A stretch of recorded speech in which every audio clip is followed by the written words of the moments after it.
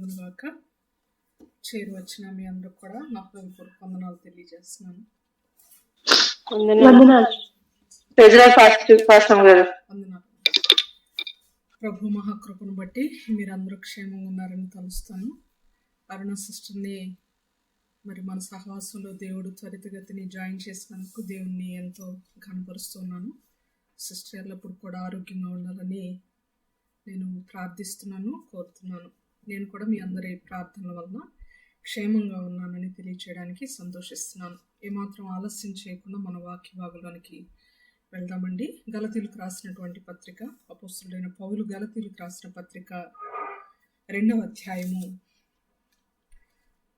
12వ వచనం వరకు మనం ధ్యానం చేయడం జరిగింది.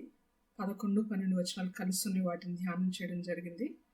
ఈనాడు 13వ వచనం నుండి ప్రభు చిత్తమైతే చివరి వచనం వరకు మనం ధ్యానం చేద్దామండి. కనెక్టివిటీ కోసం 11 నుండి నేను చదువుతున్నాను. జాగ్రత్తగా 11, 12, 13 వచనాలు మీరు గమనించాలని ప్రభు పేరట మనవి చేస్తున్నాం. అయితే కేఫా అంత్యోకయకు వచ్చినప్పుడు అతడు అపరాధిగా తీర్చబడిన గనుక నేను ముఖాముఖిగా అతన్ని ఎదిరించి ఎలయనగా యాకోబు నద్ద నుండి కొందరు రాకమునుపు అతడు అన్యజనులతో భోజనం చేర్చుండెను గాని వారు రాగానే సున్నతి పొందిన వారికి భయపడి వెనుక తీసి వేరైపోయాను.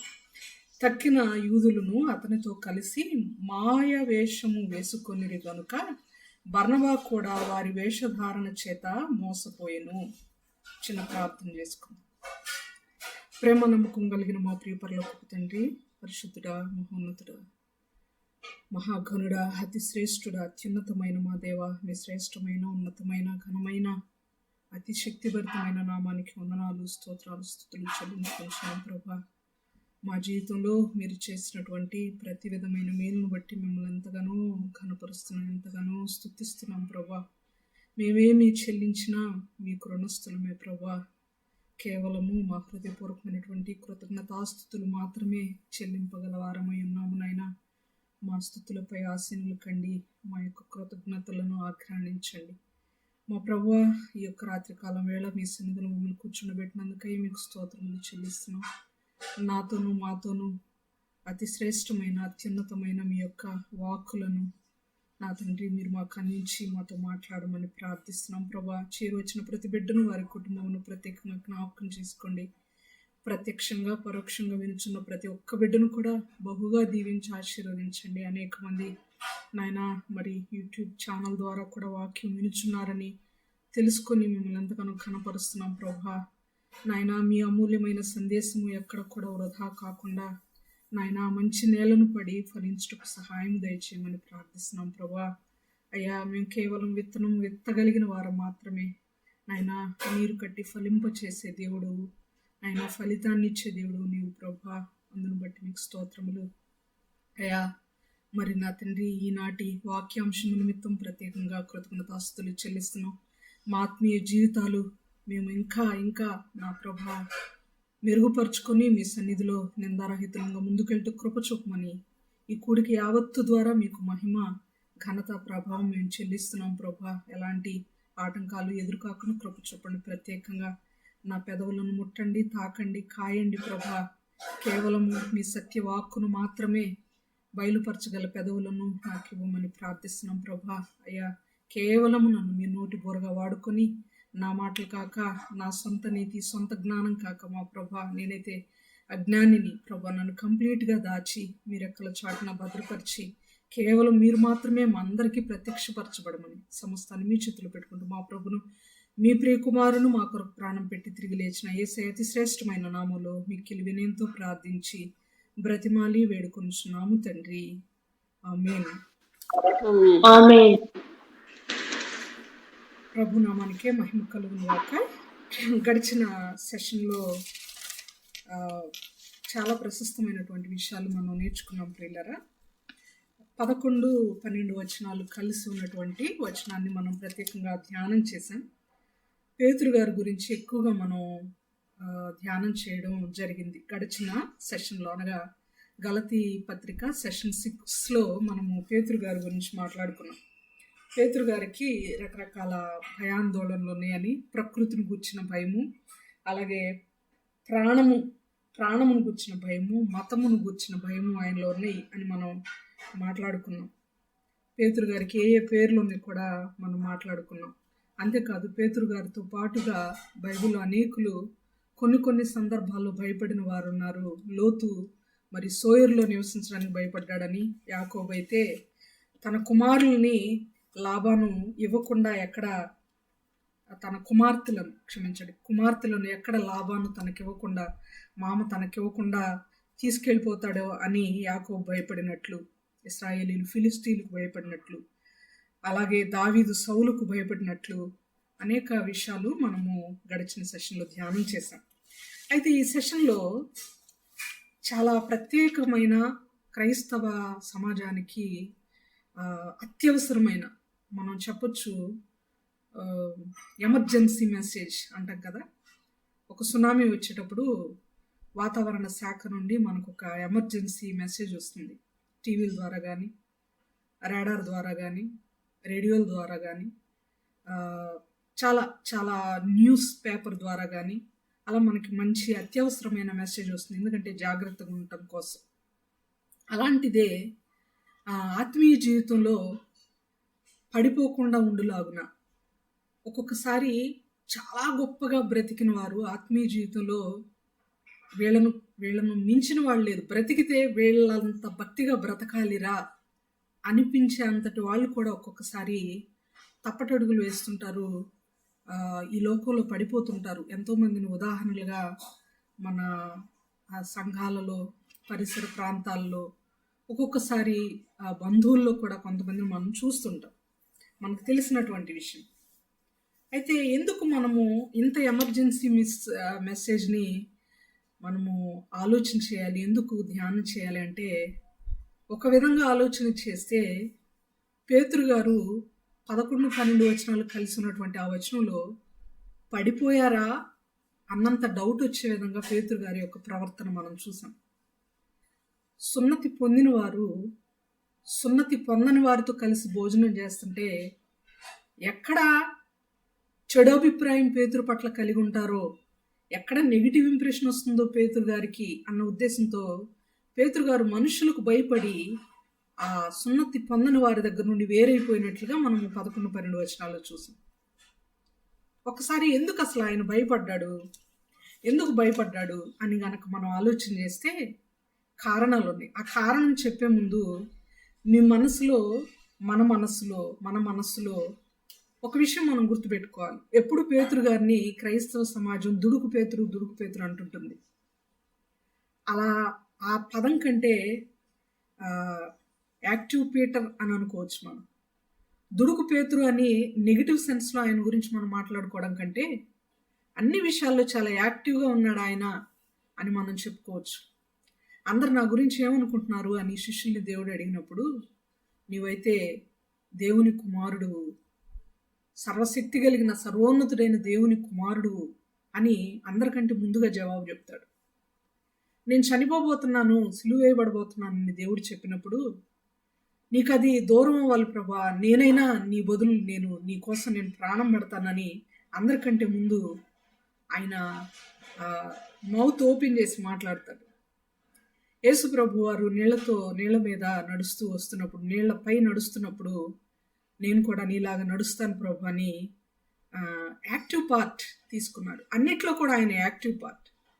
దుడుకుతనం ఉంటే ఉండొచ్చుగాక, కానీ పేతురు గారు ఎందుకు భయపడ్డారు అని తెలుసుకునే విషయం ముందు పేతురు గారిలో ఉన్న పాజిటివ్ క్వాలిటీస్ని మన హృదయంలో ఉంచుకోవాలని నేను ప్రత్యేకంగా మిమ్మల్ని రిక్వెస్ట్ చేస్తున్నాను. ఇక్కడ పేతురు గారు రక్షింపబడిన తర్వాత దేవునిలో కొనసాగుతూ, దేవుని కొరకు ఆయన సేవలో కొనసాగుతున్నప్పుడు ఈ ఒక్క విషయంలో తప్ప మరెప్పుడు కూడా ఆయన పొరపాటు పడలేదు. ఈ ఒక్క విషయంలో మాత్రమే ఆయన ద్వారా ఆ తప్పిదమ్ము దొర్లినట్లుగా బైబిల్ గ్రంథం మనకు తెలియజేస్తుంది.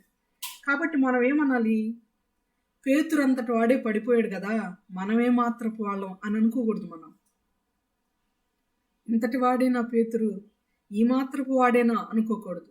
అంతటి వాడు కూడా పడిపోయాడా, అమ్మో మనం జాగ్రత్తగా ఉండాలి అనుకోవాలి. అందువలన పేతురును మనం కించపరిచే ధోరణిలో మాట్లాడుకోవట్లేదు, కానీ అంతటి హేమీను హీరో అనడం కంటే బైబిల్ చరిత్రలో క్రొత్త నిబంధనలో ద బెస్ట్ ప్రీచర్ పౌలు గారి కంటే కూడా, పౌలు గారికి మోస్ట్ సీనియర్ పేతురు గారు. ఇంకా మీకు చెప్పాలి అంటే ఒక మాటలో పౌలు గారు కూడా పేతురు గారికి అభిమాని. ఎలా చెప్తాం ఒకసారి చూద్దాం. గలతీయులకు రాసిన పత్రిక 1వ అధ్యాయము 18వ వచనం గమనిస్తే, అటుపైన 3 సంవత్సరములైన తర్వాత కేఫాను పరిచయము చేసుకొనవలెనని యెరూషలేమునకు వచ్చి అతనితో కూడా 15 దినములుంటిని అని చెప్తున్నాడు. రక్షింపబడిన తర్వాత అరేబియా దేశానికి వెళ్ళిపోయిన తర్వాత పౌలు గారు 3 years తర్వాత ఫస్ట్ నేను ఇతన్ని పరిచయం చేసుకుంటే నా సేవకు ఉపయోగకరంగా ఉంటుంది. ఆయన ఎలా ప్రీచ్ చేశాడో, ఎలాంటి మాదిరికరమైన జీవితం జీవించాడో, ఆయన అనుభవాలు కొన్ని నేను తెలుసుకోవాలనుకుంటున్నాను అన్నటువంటి ఆలోచన పేతురు గారి పట్ల కలిగింది. ఫర్ యువర్ కైండ్ ఇన్ఫర్మేషన్ నేను ఒక మాట చెప్పాలనుకుంటున్నాను. మీ అందరి దగ్గర బైబిల్స్ ఉన్నాయా? బైబిల్స్ ఉన్న వాళ్ళు ఒకసారి స్పీకర్ ఆన్ చేయండి. నా దగ్గర బైబిల్ ఉంది అక్క అన్నవాళ్ళు మీ స్పీకర్ ఆన్ చేయండి. 1 2 3 ఉందండి, అందరికి ఉంది. ఓన్లీ 3 మెంబర్సే స్పీకర్ ఆన్ చేశారు. ఎస్ 4. ఓకే. గ్రంథ వివరణ నేర్చుకునేటప్పుడు మాత్రం మన దగ్గర బైబిల్ కంపల్సరీ ఉండాలండి. ఒక న్యూస్ చూస్తున్నట్లు, ఒక సీరియల్ చూసినట్టు, లేకపోతే ఒకళ్ళు ఏదో చెప్తుంటే ఒక హరికథ బుర్రకథ విన్నట్టుగా మాత్రం మనం వినకూడదు. క్షమించండి నేను ఇలా మాట్లాడుతున్నందుకు. గ్రంథ వివరణ అనేది దేవుని యొక్క మనస్సును ప్రత్యక్షంగా మనం చదువుకోవడం, ఆయన తలంపులు, ఆయన ఉద్దేశాలు నేర్చుకోవడం, అడుగడుగున ఇంచ్ వాక్యానికి మనం గౌరవం ఇవ్వాలి. గ్రంథ వివరణలో కంపల్సరీగా బైబిల్ ఫాలో అవ్వాలని నేను మీకు తెలియజేస్తున్నాను. 18వ వచనంలో గలతీ పత్రిక 1వ అధ్యాయంలో ఆయన చెప్తున్నాడు, పేతురుని నేను చూడాలనుకున్నాను, కేఫాను మాత్రమే పరిచయం చేసుకోవాలనుకున్నానని పౌలు గారు చెప్తున్నారు. అభిమానం ఉంటేనే కదా మొట్టమొదటిగా పేతురుని పరిచయం చేసుకోవాలనుకున్నాడు పౌలు గారు కూడా పేతురు గారికి మంచి అభిమాని, చాలా సీనియర్గా ఆయన రెస్పెక్ట్ చేసే వ్యక్తి అని మనం గుర్తుపెట్టుకోవాలి. అయినప్పటికీ, అంతగా గౌరవించేవాడైనప్పటికీ ఇక్కడ పేతురు గారిని పాయింట్అవుట్ చేస్తున్నాడు పౌలు గారు. ఇది మనం గమనించాల్సినటువంటి విషయం. ఎందుకు పాయింట్అవుట్ చేస్తున్నాడు అంటే, ఆయన చేసినటువంటి తప్పిదమును బట్టి, అపరాధమును బట్టి, మన సొంత మాట కాదు, ఇది అపరాధిగా తీర్చబడినని బైబిలే చెప్తుంది కాబట్టి బైబిల్ చెప్పేదానికి ఓటేస్తున్నాం మనం, అంతే. పేతురు గారి మీద మనము రాయి వేయట్లేదు, పేతురు గారిని మనము నెగిటివ్ సెన్స్లో మాట్లాడుకోవట్లేదు. పేతురు గారి గురించి బైబిల్ ఏం చెప్పిందో దాన్ని మనం మాట్లాడుకుంటున్నాం. అపరాధిగా తీర్చబడ్డాడు. దేని విషయంలో అపరాధిగా తీర్చబడ్డాడో ఆ విషయమై పౌలు గారు సూటిగా ఆయన్ని క్వశ్చన్ చేస్తున్నారు, నిలదీస్తున్నారు. అసలు ఎందుకు ఆయన ఆ అపరాధంలో పడిపోవలసినటువంటి పరిస్థితి వచ్చింది అని కనుక ఆలోచన చేస్తే, ఒక్కొక్కసారి ఆత్మీయ జీవితంలో గొప్పవారిని సైతం, సాధ్యమైతే ఏర్పరచబడిన వారిని సైతం అనే మాటలు మనం చదువుకున్నాం కదా.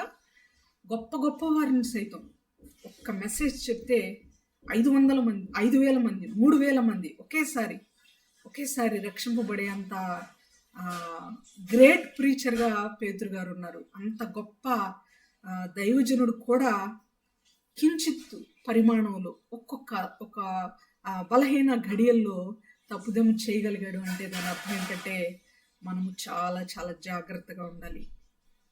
ఆత్మీయ జీవితంలో ముఖ్యంగా సేవకులైన వారు, ముఖ్యంగా వాక్య పరిచయం చేసేవాళ్ళు, ముఖ్యంగా దేవుని పనిలో ఉన్నటువంటి వాళ్ళు చాలా జాగ్రత్తగా, చాలా మెలకుగా ఉండాలి అని దేవుని యొక్క వాక్యం మనకు జ్ఞాపకం చేసిన పిల్లలు.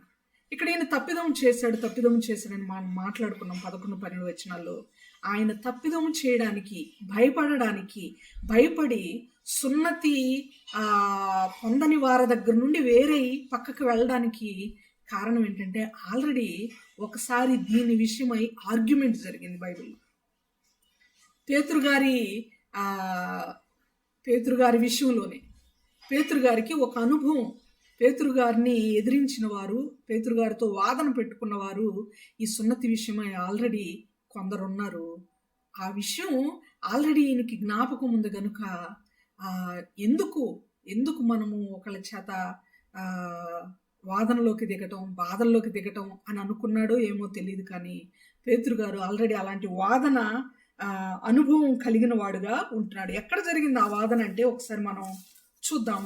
అపోస్తుల కార్యముల గ్రంథము 11వ అధ్యాయము 1వ వచనం నుండి నేను చదువుతున్నాను, మీరు జాగ్రత్తగా గమనించండి ప్రియులారా.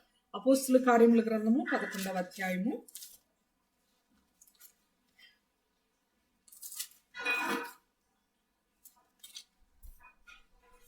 11వ అధ్యాయము మొదటి వచ్చిన ఒక్కటి చదువుతాను ముందు. అన్ని జనులను దేవుని వాక్యమును అంగీకరించిరని అపోస్తులును యోదయందంతటా సహోదరులను వినిరి.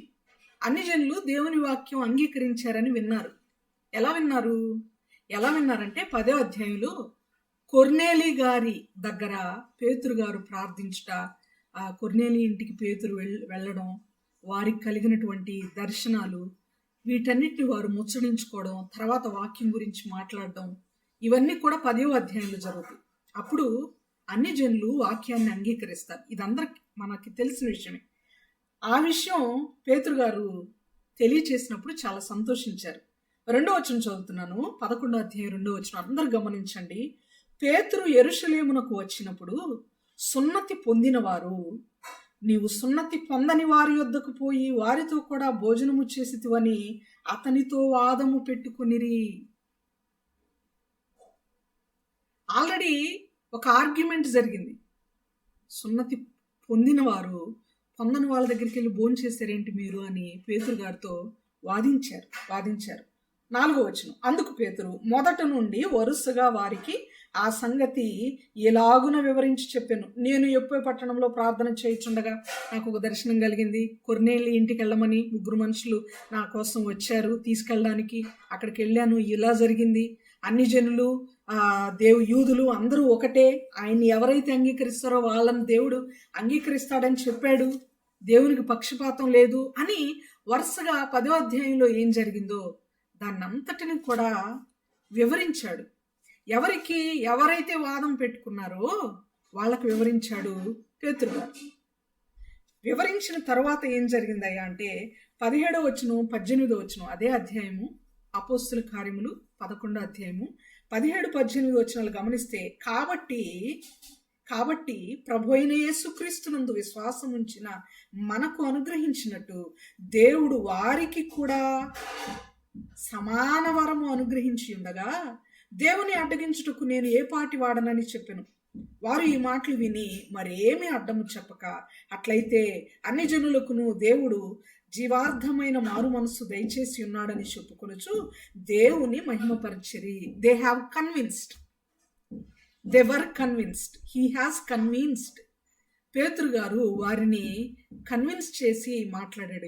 ఎలా దేవుని ప్రత్యక్షత నాకు కలిగినప్పుడు నేను ఇలా చేశాను, అందువలన అన్ని జనులతో కూడా నేను కలిసి భోజనం చేశాను, ఎందుకంటే మనము వాళ్ళు దేవుని దృష్టిలో వేరు కాదు అని వారికి కన్విన్స్డ్గా వివరించి చెప్పినప్పుడు వాళ్ళు ఒప్పుకున్నారు. మరి ఒప్పుకున్నప్పుడు ఈ అనుభవం పేతురు గారికి ఉన్నప్పుడు గలతీ పత్రిక 2వ అధ్యాయం 11-12 వచనాల్లో ఎందుకు భోజనం చేస్తూ వాళ్ళను విడిచి వేరైపోయాడు? ఇలాంటి కన్విన్సే ఎందుకు ఇక్కడ చేయలేదు?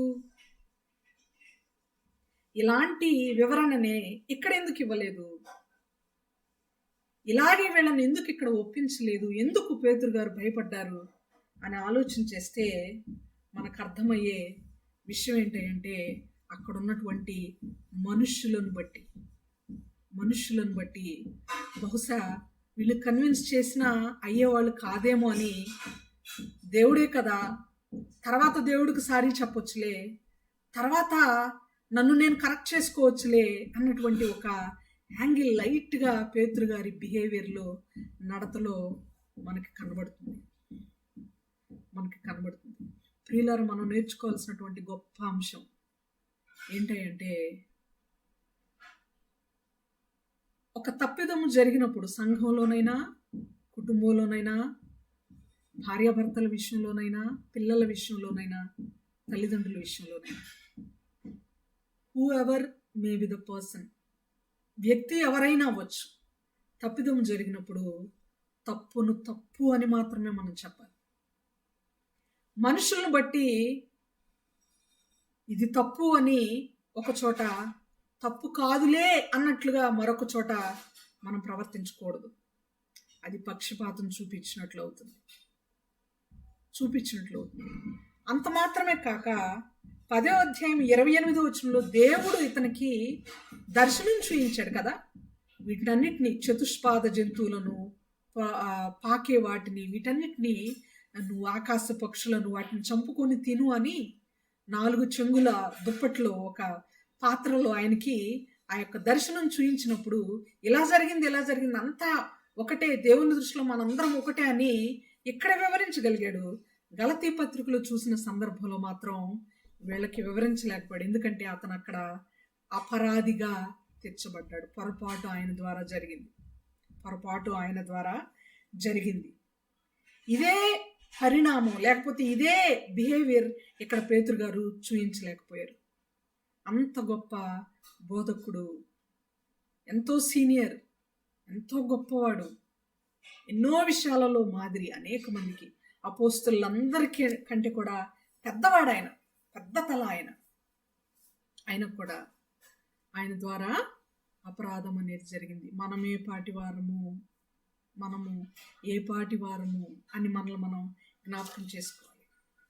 ఇక్కడ ఒక్క నిమిషం ఆగితే మనం ఆలోచించాల్సినటువంటి ఇంకొక మాట ఏంటంటే, ఒక్క నిమిషం ప్రియులారా, క్షమించండి. చిన్నారి, ఓపెన్ ద డోర్.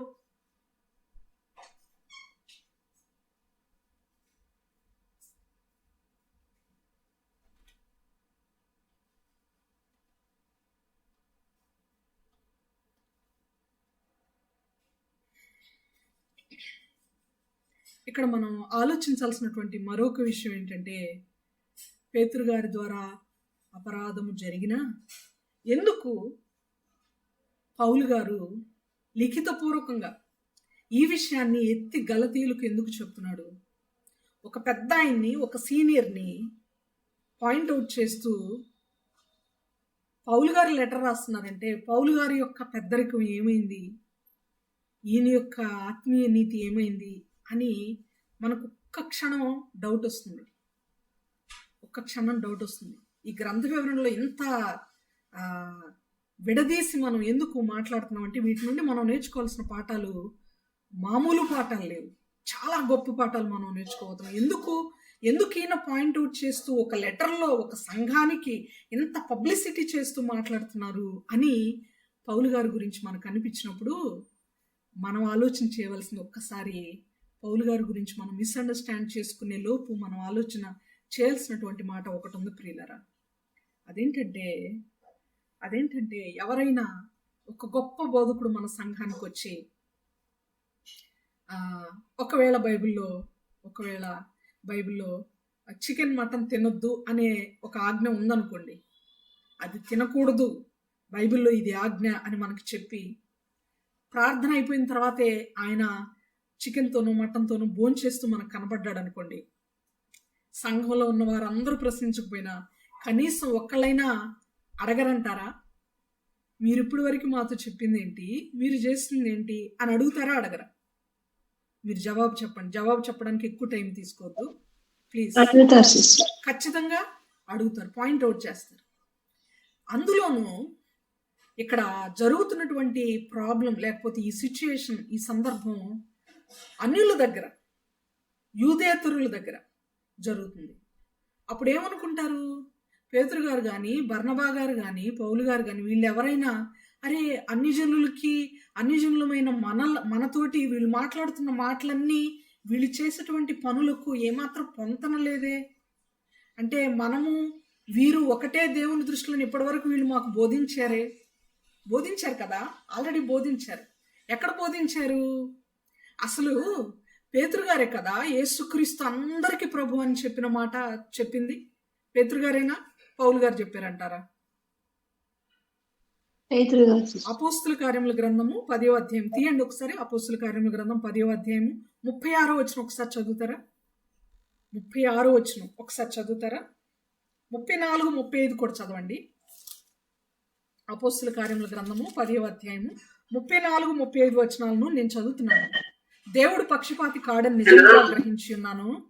ప్రతి జనములోనూ ఆయనకు భయపడి నీతిగా నడుచుకుని వారిని ఆయన అంగీకరించును. ఆయనకు పక్షపాతం లేదు. యూదులని, యూదేతరులని, గ్రీసు దేశస్థులని, అన్ని జనులని, క్రైస్తవులని ఆయనకు పక్షపాతం లేదు. అందరికీ అన్ని ఆయన ఈక్వల్గా ప్రొవైడ్ చేస్తున్నాడు.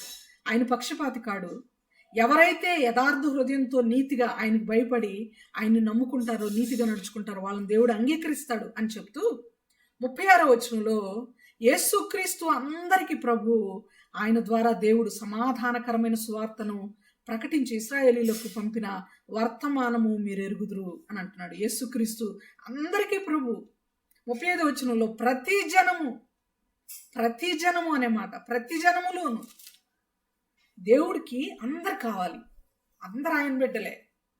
ఈ విషయం తెలియక నేటి ప్రపంచంలో అనేక జాతులు కొట్టుకుంటున్నారు.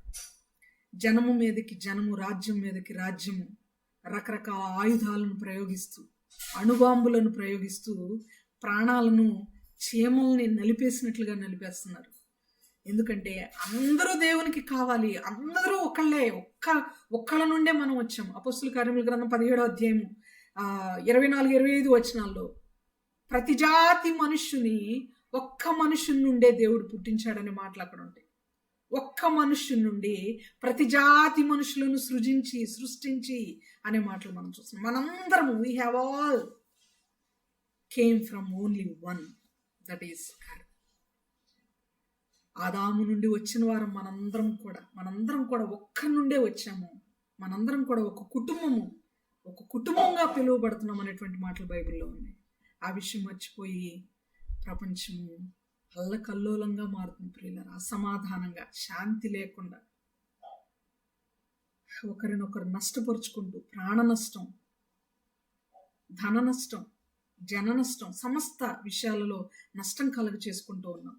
భూమి నష్టం ఎంత వేదనకరంగా ఉంటుందంటే ఇవి ఆలోచించినప్పుడు మనందరం కూడా ఒక తండ్రి బిడ్డలం కాదా? మనందరం కూడా ఒకరి నుండి వచ్చిన వాళ్ళం కాదా?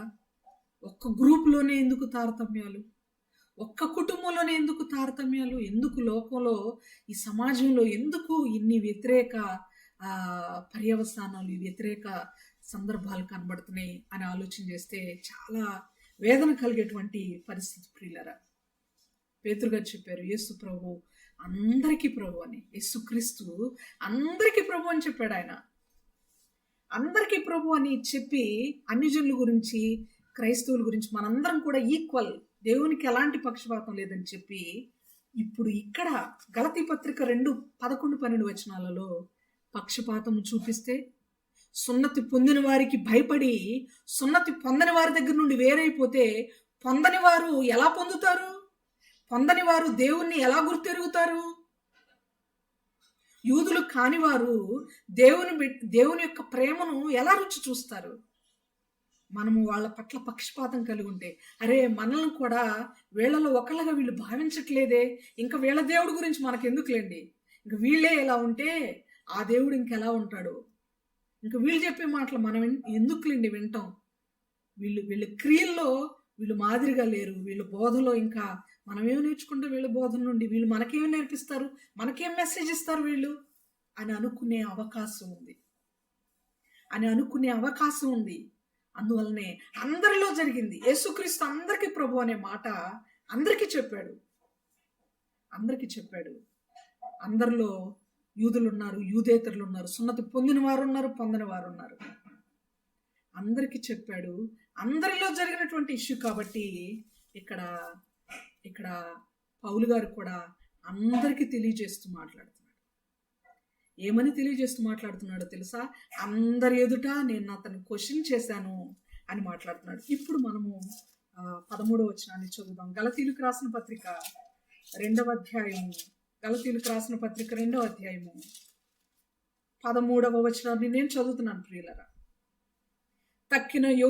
తక్కిన యూదులను అతనితో కలిసి మాయావేషము వేసుకొనిరి గనుక బర్నబా కూడా వారి వేషధారణ చేత మోసపోయిన. ఆల్రెడీ పౌలు గారితో కలిసి తిరుగుతున్నటువంటి బర్నబా గారు కూడా అరే వీళ్ళు ఒక వేషధారణలో ఉన్నారే, వీళ్ళు చెప్పేది ఒకటి చేసేది ఒకటిగా లేరు, వీళ్ళు చెప్పిందే చేస్తున్నారు అనుకుంటా అన్నంత డౌట్ వచ్చే విధంగా వాళ్ళ వేషధారణకు ఇతను కూడా నమ్మేసేసాడు, మోసపోయాడు. ఇన్ ద సెన్స్ వాళ్ళది వేషధారణ అని గమనించలేకపోయాడు, గ్రహించలేకపోయాడు బర్నబా గారు. 14వ వచనం, వారు సువార్త సత్యము చొప్పున క్రమముగా నడుచుకొనక పోవుట నేను చూచినప్పుడు అందరి ఎదుట కేఫాతో నేను చెప్పినదేమనగా, ఇది సువార్త సత్యం ప్రకారం నడుచుకున్నట్లు కాదు.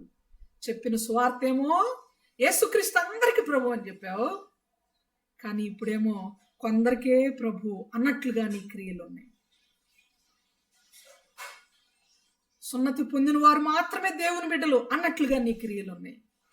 యూదులు మాత్రమే దేవుని బిడ్డలు, దేవునికి వాళ్ళంటేనే ఇష్టం అన్నట్లుగా నీ ప్రవర్తన కనపరుస్తున్నావు. తింటూ నువ్వు లెగవడం ఏంటి? భోజనం చేస్తూ పక్కకు వచ్చేసి వాళ్ళను హట్ చేయడం ఏంటి? నువ్వు ఎందుకు ఇలా బిహేవ్ చేస్తున్నావు అని ఆయన వాళ్ళ యొక్క స్వార్థ ప్రకారం నడవకపోవటం గమనించి అందరి ఎదుట కేఫాతో చెప్పాడు. అందరి ఎదుట చెప్తున్నాడు, అందరి ఎదుట. ఈ మాట ఆలోచన చేస్తుంటే ఒక విషయం గుర్తొస్తుంది. తిమోతికి రాసిన మొదటి పత్రిక, ఐ థింక్ 2వ అధ్యాయము 5వ అధ్యాయం, క్షమించండి, తిమోతికి రాసిన మొదటి పత్రిక 5వ అధ్యాయము 20వ వచనం చదువుదామా? తిమోతికి రాసిన మొదటి పత్రిక 5వ అధ్యాయము 20వ వచనం. ఇతరులు భయపడు నిమిత్తము పాపము చేయవారిని అందరి ఎదుట గద్దింపుము. చాలమ్మా. పాపము చేసిన వారిని, అపరాధము తప్పిదము చేసిన వారిని చాటుకు తీసుకెళ్ళి కాదు, చాటుకు తీసుకెళ్ళి కొన్ని సందర్భాల్లో దేవుణ్ణి ఎరగని వారు తప్పు చేస్తే, అప్పుడప్పుడే దేవుని సన్నిధికి వస్తున్న వారు తప్పు చేస్తే రహస్యంగా గద్దించవచ్చు వాళ్ళని. కానీ దేవుణ్ణి ఎరిగిన వారు రహస్యంగానే పొరపాటు చేస్తే వారిని క్షమించండి, పబ్లిక్గా అందరికి తెలిసేలా పొరపాటు చేస్తే అందరికి తెలిసేలానే వాళ్ళను హెచ్చరించాలి. అందరి ఎదుట ఏమనుంది అక్కడ? అందరి ఎదుట 5వ అధ్యాయం 20 వచ్చిన మొదటి తిమోతి పత్రిక. అందరి ఎదుట గద్దించు. అందుకనే పౌలు గారు కూడా అందరి ఎదుటే మాట్లాడుతున్నాడు. ఏమని మాట్లాడుతున్నాడు? గలతీయులకు రాసిన పత్రిక 2వ అధ్యాయము, అందరి ఎదుట కేఫాతో నేను చెప్పినదేమనగా 14వ వచనంలో, నీవు యూదుడవై ఉండి యూదుల వలె కాక అన్యజనుల వలనే ప్రవర్తించుచుండగా అన్యజనులు యూదుల వలె ప్రవర్తింపవలనని ఎందుకు బలవంతము చేయుచున్నావు? ఇక్కడ యూదుల వలె అంటే ఒక్కొక్కసారి అక్షరాన్ని బైబిల్ చదివేటువంటి క్రమంలో వాక్యం వినే మనస్సు యొక్క స్థితిగతుల్లో కొన్ని పదాలను సందర్భాన్ని బట్టి అర్థం చేసుకోవాలి. యూదుల వలె అని అంటే ఇక్కడ ఇశ్రాయేలు 12 గోత్రాలలో ఒక గోత్రం వలె అని కాదు. యూదుల వలె, యూదేతరుల వలె అంటే అర్థం ఏంటంటే, యూదులు అంటే వాక్యం తెలిసిన వాళ్ళు, యూదుల వలె అంటే దేవుణ్ణి అనుసరిస్తూ బ్రతుకుతున్న వాళ్ళు, వాక్యం ఎరిగిన వారు అని అర్థం. ఇక్కడ యూదుల వలె కాక అన్ని జనుల వలనే ప్రవర్తించుచుండగా, నీవు యూదుడు అయ్యిండి, నువ్వు వాక్యం తెలుసు కూడా, యూదుల వలె కాక వాక్యం తెలియనోడు వలె, లేకపోతే వాక్యం తెలిసినోడు వలె కాకుండా అన్ని జనుల వలె ప్రవర్తించుండగా వాక్యం తెలియనోడు ప్రవర్తిస్తున్నావేంటి? అన్ని జనులు యూదుల వలె ప్రవర్తింపవలనని ఎందుకు బలవంతం చేస్తున్నావు? వాళ్ళకి తెలియదు అన్ని విషయాలు, తెలిసినోడులాగా వాళ్ళు ప్రవర్తించాలని నువ్వెందుకు వాళ్ళని బలవంతం చేస్తున్నావు? ఎలా బలవంతం చేస్తున్నావు? మనము జన్మము వలన యూదులమే గాని అన్ని జనులలో చేరిన పాపులము కాము. అన్ని జనులలో చేరిన పాపులము కాము. వాళ్ళతో చేరి కలిసి భోజనం చేసినంత మాత్రాన మనం పాపులం అయిపోతాం అనుకుంటున్నావు నువ్వు? మన జన్మము మనం వచ్చింది యూదుల నుండి. అంత మాత్రాన మనం పవిత్రులమైపోలేము. వాక్యం తెలియాలి మనకి, వాక్యం ప్రకారం బ్రతకాలి, మనం దేవుని మనసు అంటూ గ్రహించాలి. అప్పుడు అసలైన యూదులం మనం. వాళ్ళతో కలిసి భోజనం చేసినంత మాత్రాన మనమేమి పాపులమైపోము. మనుషుడు యేసు క్రీస్తునందలి విశ్వాసము వలనే గాని ధర్మశాస్త్ర సంబంధమైన క్రియల మూలమున నీతిమంతుడుగా తీర్చబడడని ఎరిగి మనము ధర్మశాస్త్ర సంబంధమైన క్రియల మూలమున గాక క్రీస్తునందలి విశ్వాసం వలనే నీతిమంతులమని తీర్చబడుటకై యేసుక్రీస్తునందు విశ్వాసం ఉంచి ఉన్నాము. ధర్మశాస్త్ర సంబంధ క్రియల మూలమున ఏ శరీరియు నీతిమంతుడని తీర్చబడడు కదా. చాలా ప్రొలాంగ్డ్ సెంటెన్స్ ఇది. ఒక్క ముక్కలో మనకు అర్థం కావాలంటే క్రైస్తవులు ఎప్పుడు అనుకోకూడదు ఏమని, నేను ఒక పాట చక్కగా పాడితే ఈరోజు నేను 4-5 అబద్ధాలు ఆడాను, దేవుని సన్నిధిలో దేవుని కొరకు ఒక పాట పాడితే ఆ అబద్ధాలని దేవుడు క్షమించేసి నా ద్వారా జరిగినటువంటి ఆ పాపమును తుడిచేసి ఆయన నన్ను నీతిమంతుడిగా చేస్తాడు అని ఒక గొప్ప సింగర్ బ్రదర్ అనుకోకూడదు, ఒక సింగర్ సిస్టర్ అనుకోకూడదు. లేకపోతే ఈరోజు నేను ఒక వ్యక్తితో బాగా గొడవ పడ్డాను, ఆమె తప్పిదం లేకపోయినా ఆమె మీద నింద వేసేసి, తప్పిదం ఆమె మీద వేసేసి ఆమెను గెలిచాను గొడవలో. నేను వచ్చే శుక్రవారం స్త్రీల కూడికలో నేను అందరికీ భోజనం వండి పెడతాను, దేవుడు ఈ తప్పిదాన్ని తీసేస్తాడు, నా తప్పిదాన్ని కప్పేసేస్తాడు అని అనుకుంటే చాలా పొరపాటు. అర్థం అది ఇక్కడ. ధర్మశాస్త్రం మూలమున మనము నీతిమంతులమని తీర్చబడం. వాట్ ఈజ్ ధర్మశాస్త్రం, వాట్ ఈజ్ లా? మన టాపిక్స్లో నేను చెప్పినటువంటి 3 పాయింట్స్లో మొట్టమొదటి పాయింట్, ఎన్ని ధర్మశాస్త్రాలు ఉన్నాయి బైబిల్లో? మీరు ఎవరైనా చెప్పగలరా? బైబిల్లో ఎన్ని ధర్మశాస్త్రాలు ఉన్నాయి? ఫ్రీ టు స్పీక్, తప్పైనా పర్వాలేదు, మనం ఎవ్వరము పర్ఫెక్ట్ కాదు. బైబిల్ మనందరికీ తెలియదు. ఒక మాటలో చెప్పాలంటే మనం నేర్చుకుంటున్న విద్యార్థులు, నేనైనా, మనమైనా, మీరైనా, నేనైనా, అందరం.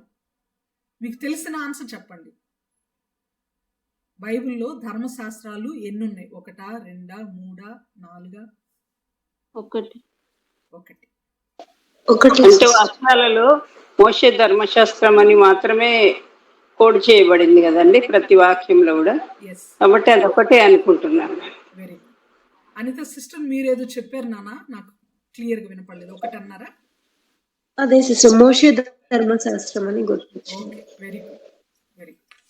కానీ 2 ధర్మశాస్త్రాలు ఉన్నాయి బైబిల్లో. దేవుడే చెప్పాడు.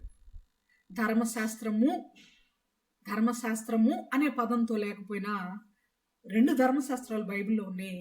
దేవుడే చెప్పాడు స్వయంగా తన నోటితో. ఒకసారి వాటిని మనం చూద్దాం. 1 is according to your answers, మోషే ధర్మశాస్త్రము, ద లా ఆఫ్ మోజెస్. మోషే మనకిచ్చాడు కాబట్టి దేవుడు తనకు అందించినటువంటి ఆజ్ఞలను ధర్మశాస్త్రంగా ఇశ్రాయేలీయులకు ఇచ్చాడు కాబట్టి అది మోషే ధర్మశాస్త్రము అని పిలువబడింది అనేక పుస్తకాల్లో, బైబిల్లోని అనేక పుస్తకాల్లో. అది మోషే ధర్మశాస్త్రము. రెండవది మనుషులు కల్పించినటువంటి పారంపర్యాచారములు, లా ఆఫ్ మెన్. మనుషులు కల్పించినటువంటి ధర్మశాస్త్రము.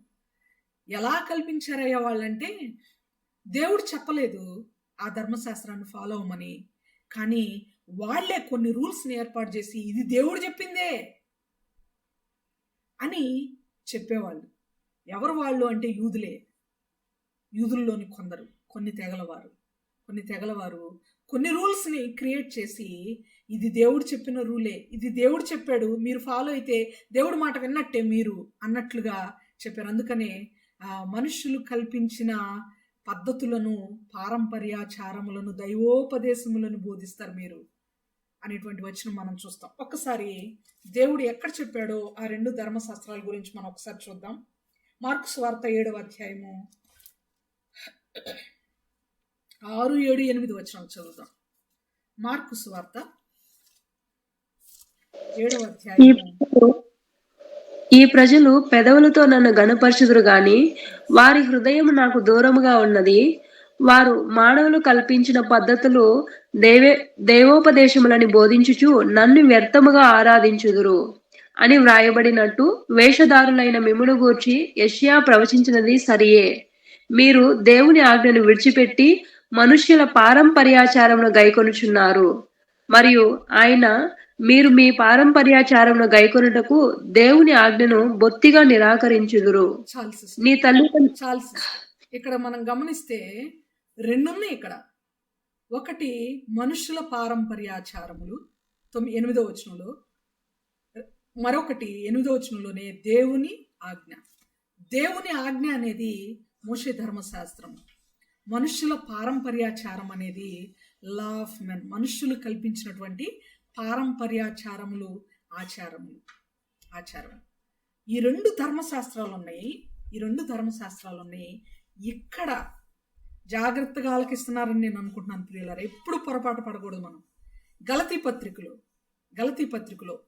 13-14 వచనం నుండి పౌలు గారు మాట్లాడుతున్నటువంటి ఈ ధర్మశాస్త్రం అనే మాట మోషే ధర్మశాస్త్రమునకు సంబంధించినది కాదు, మనుష్యులు కల్పించినటువంటి ధర్మశాస్త్రమునకు సంబంధించినది.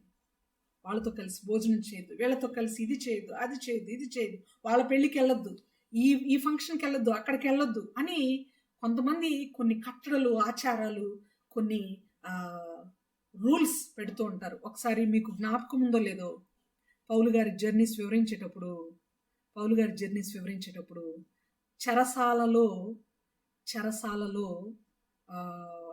చెరసాల నాయకుడు రక్షింపబడేటువంటి ఆ మాట గురించి వాక్యం చెప్పేటప్పుడు నేను ఒక మాట చెప్పాను, నాకు చాలా బాగా జ్ఞాపకం ఉంది.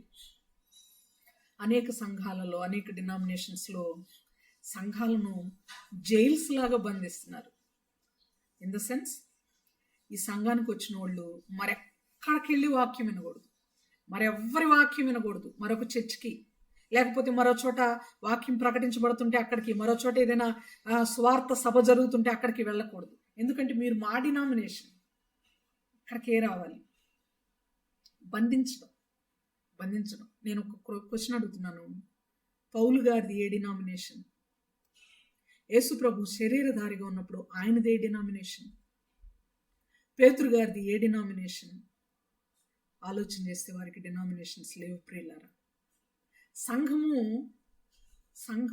వాక్యము వినే పద్ధతిలో బంధించబడినట్లుగా ఉండకూడదు. వాక్యం ఎక్కడ వినపడినా వినొచ్చు, మనం వాక్యం ఎక్కడ వినపడినా వినొచ్చు, బంధించబడినట్లుగా ఉండకూడదు.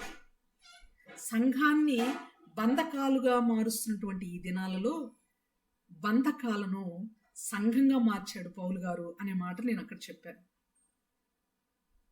జైల్లో వాక్య పరిచర్య చేసి డోర్స్ అన్నీ ఓపెన్ ఉన్నాయి, కానీ ఎవరు పారిపోలా. అది ఫ్రీడమ్ ఆఫ్ స్పిరిట్, ఆత్మానుగ్రహించేటువంటి స్వేచ్ఛ.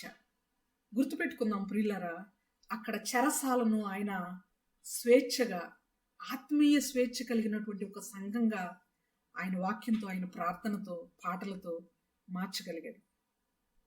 కానీ నేటి దైవజనులు సంఘాలను బంధకాల్లాగా బంధించేస్తున్నారు, ఆత్మీయ స్వేచ్ఛ లేకుండా.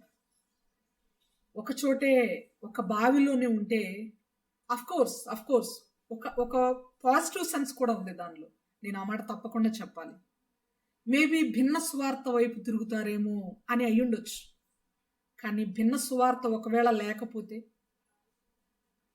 ఒకవేళ మంచి ఏరియాలో మంచి వాక్యం వినపడుతుంటే, టీవీలో అనేక మంది వాక్యాలు మనం వింటుంటాం, చక్కగా బోధించే వాళ్ళు అనేక మంది ఉన్నారు టీవీలో మెసేజెస్ ద్వారా.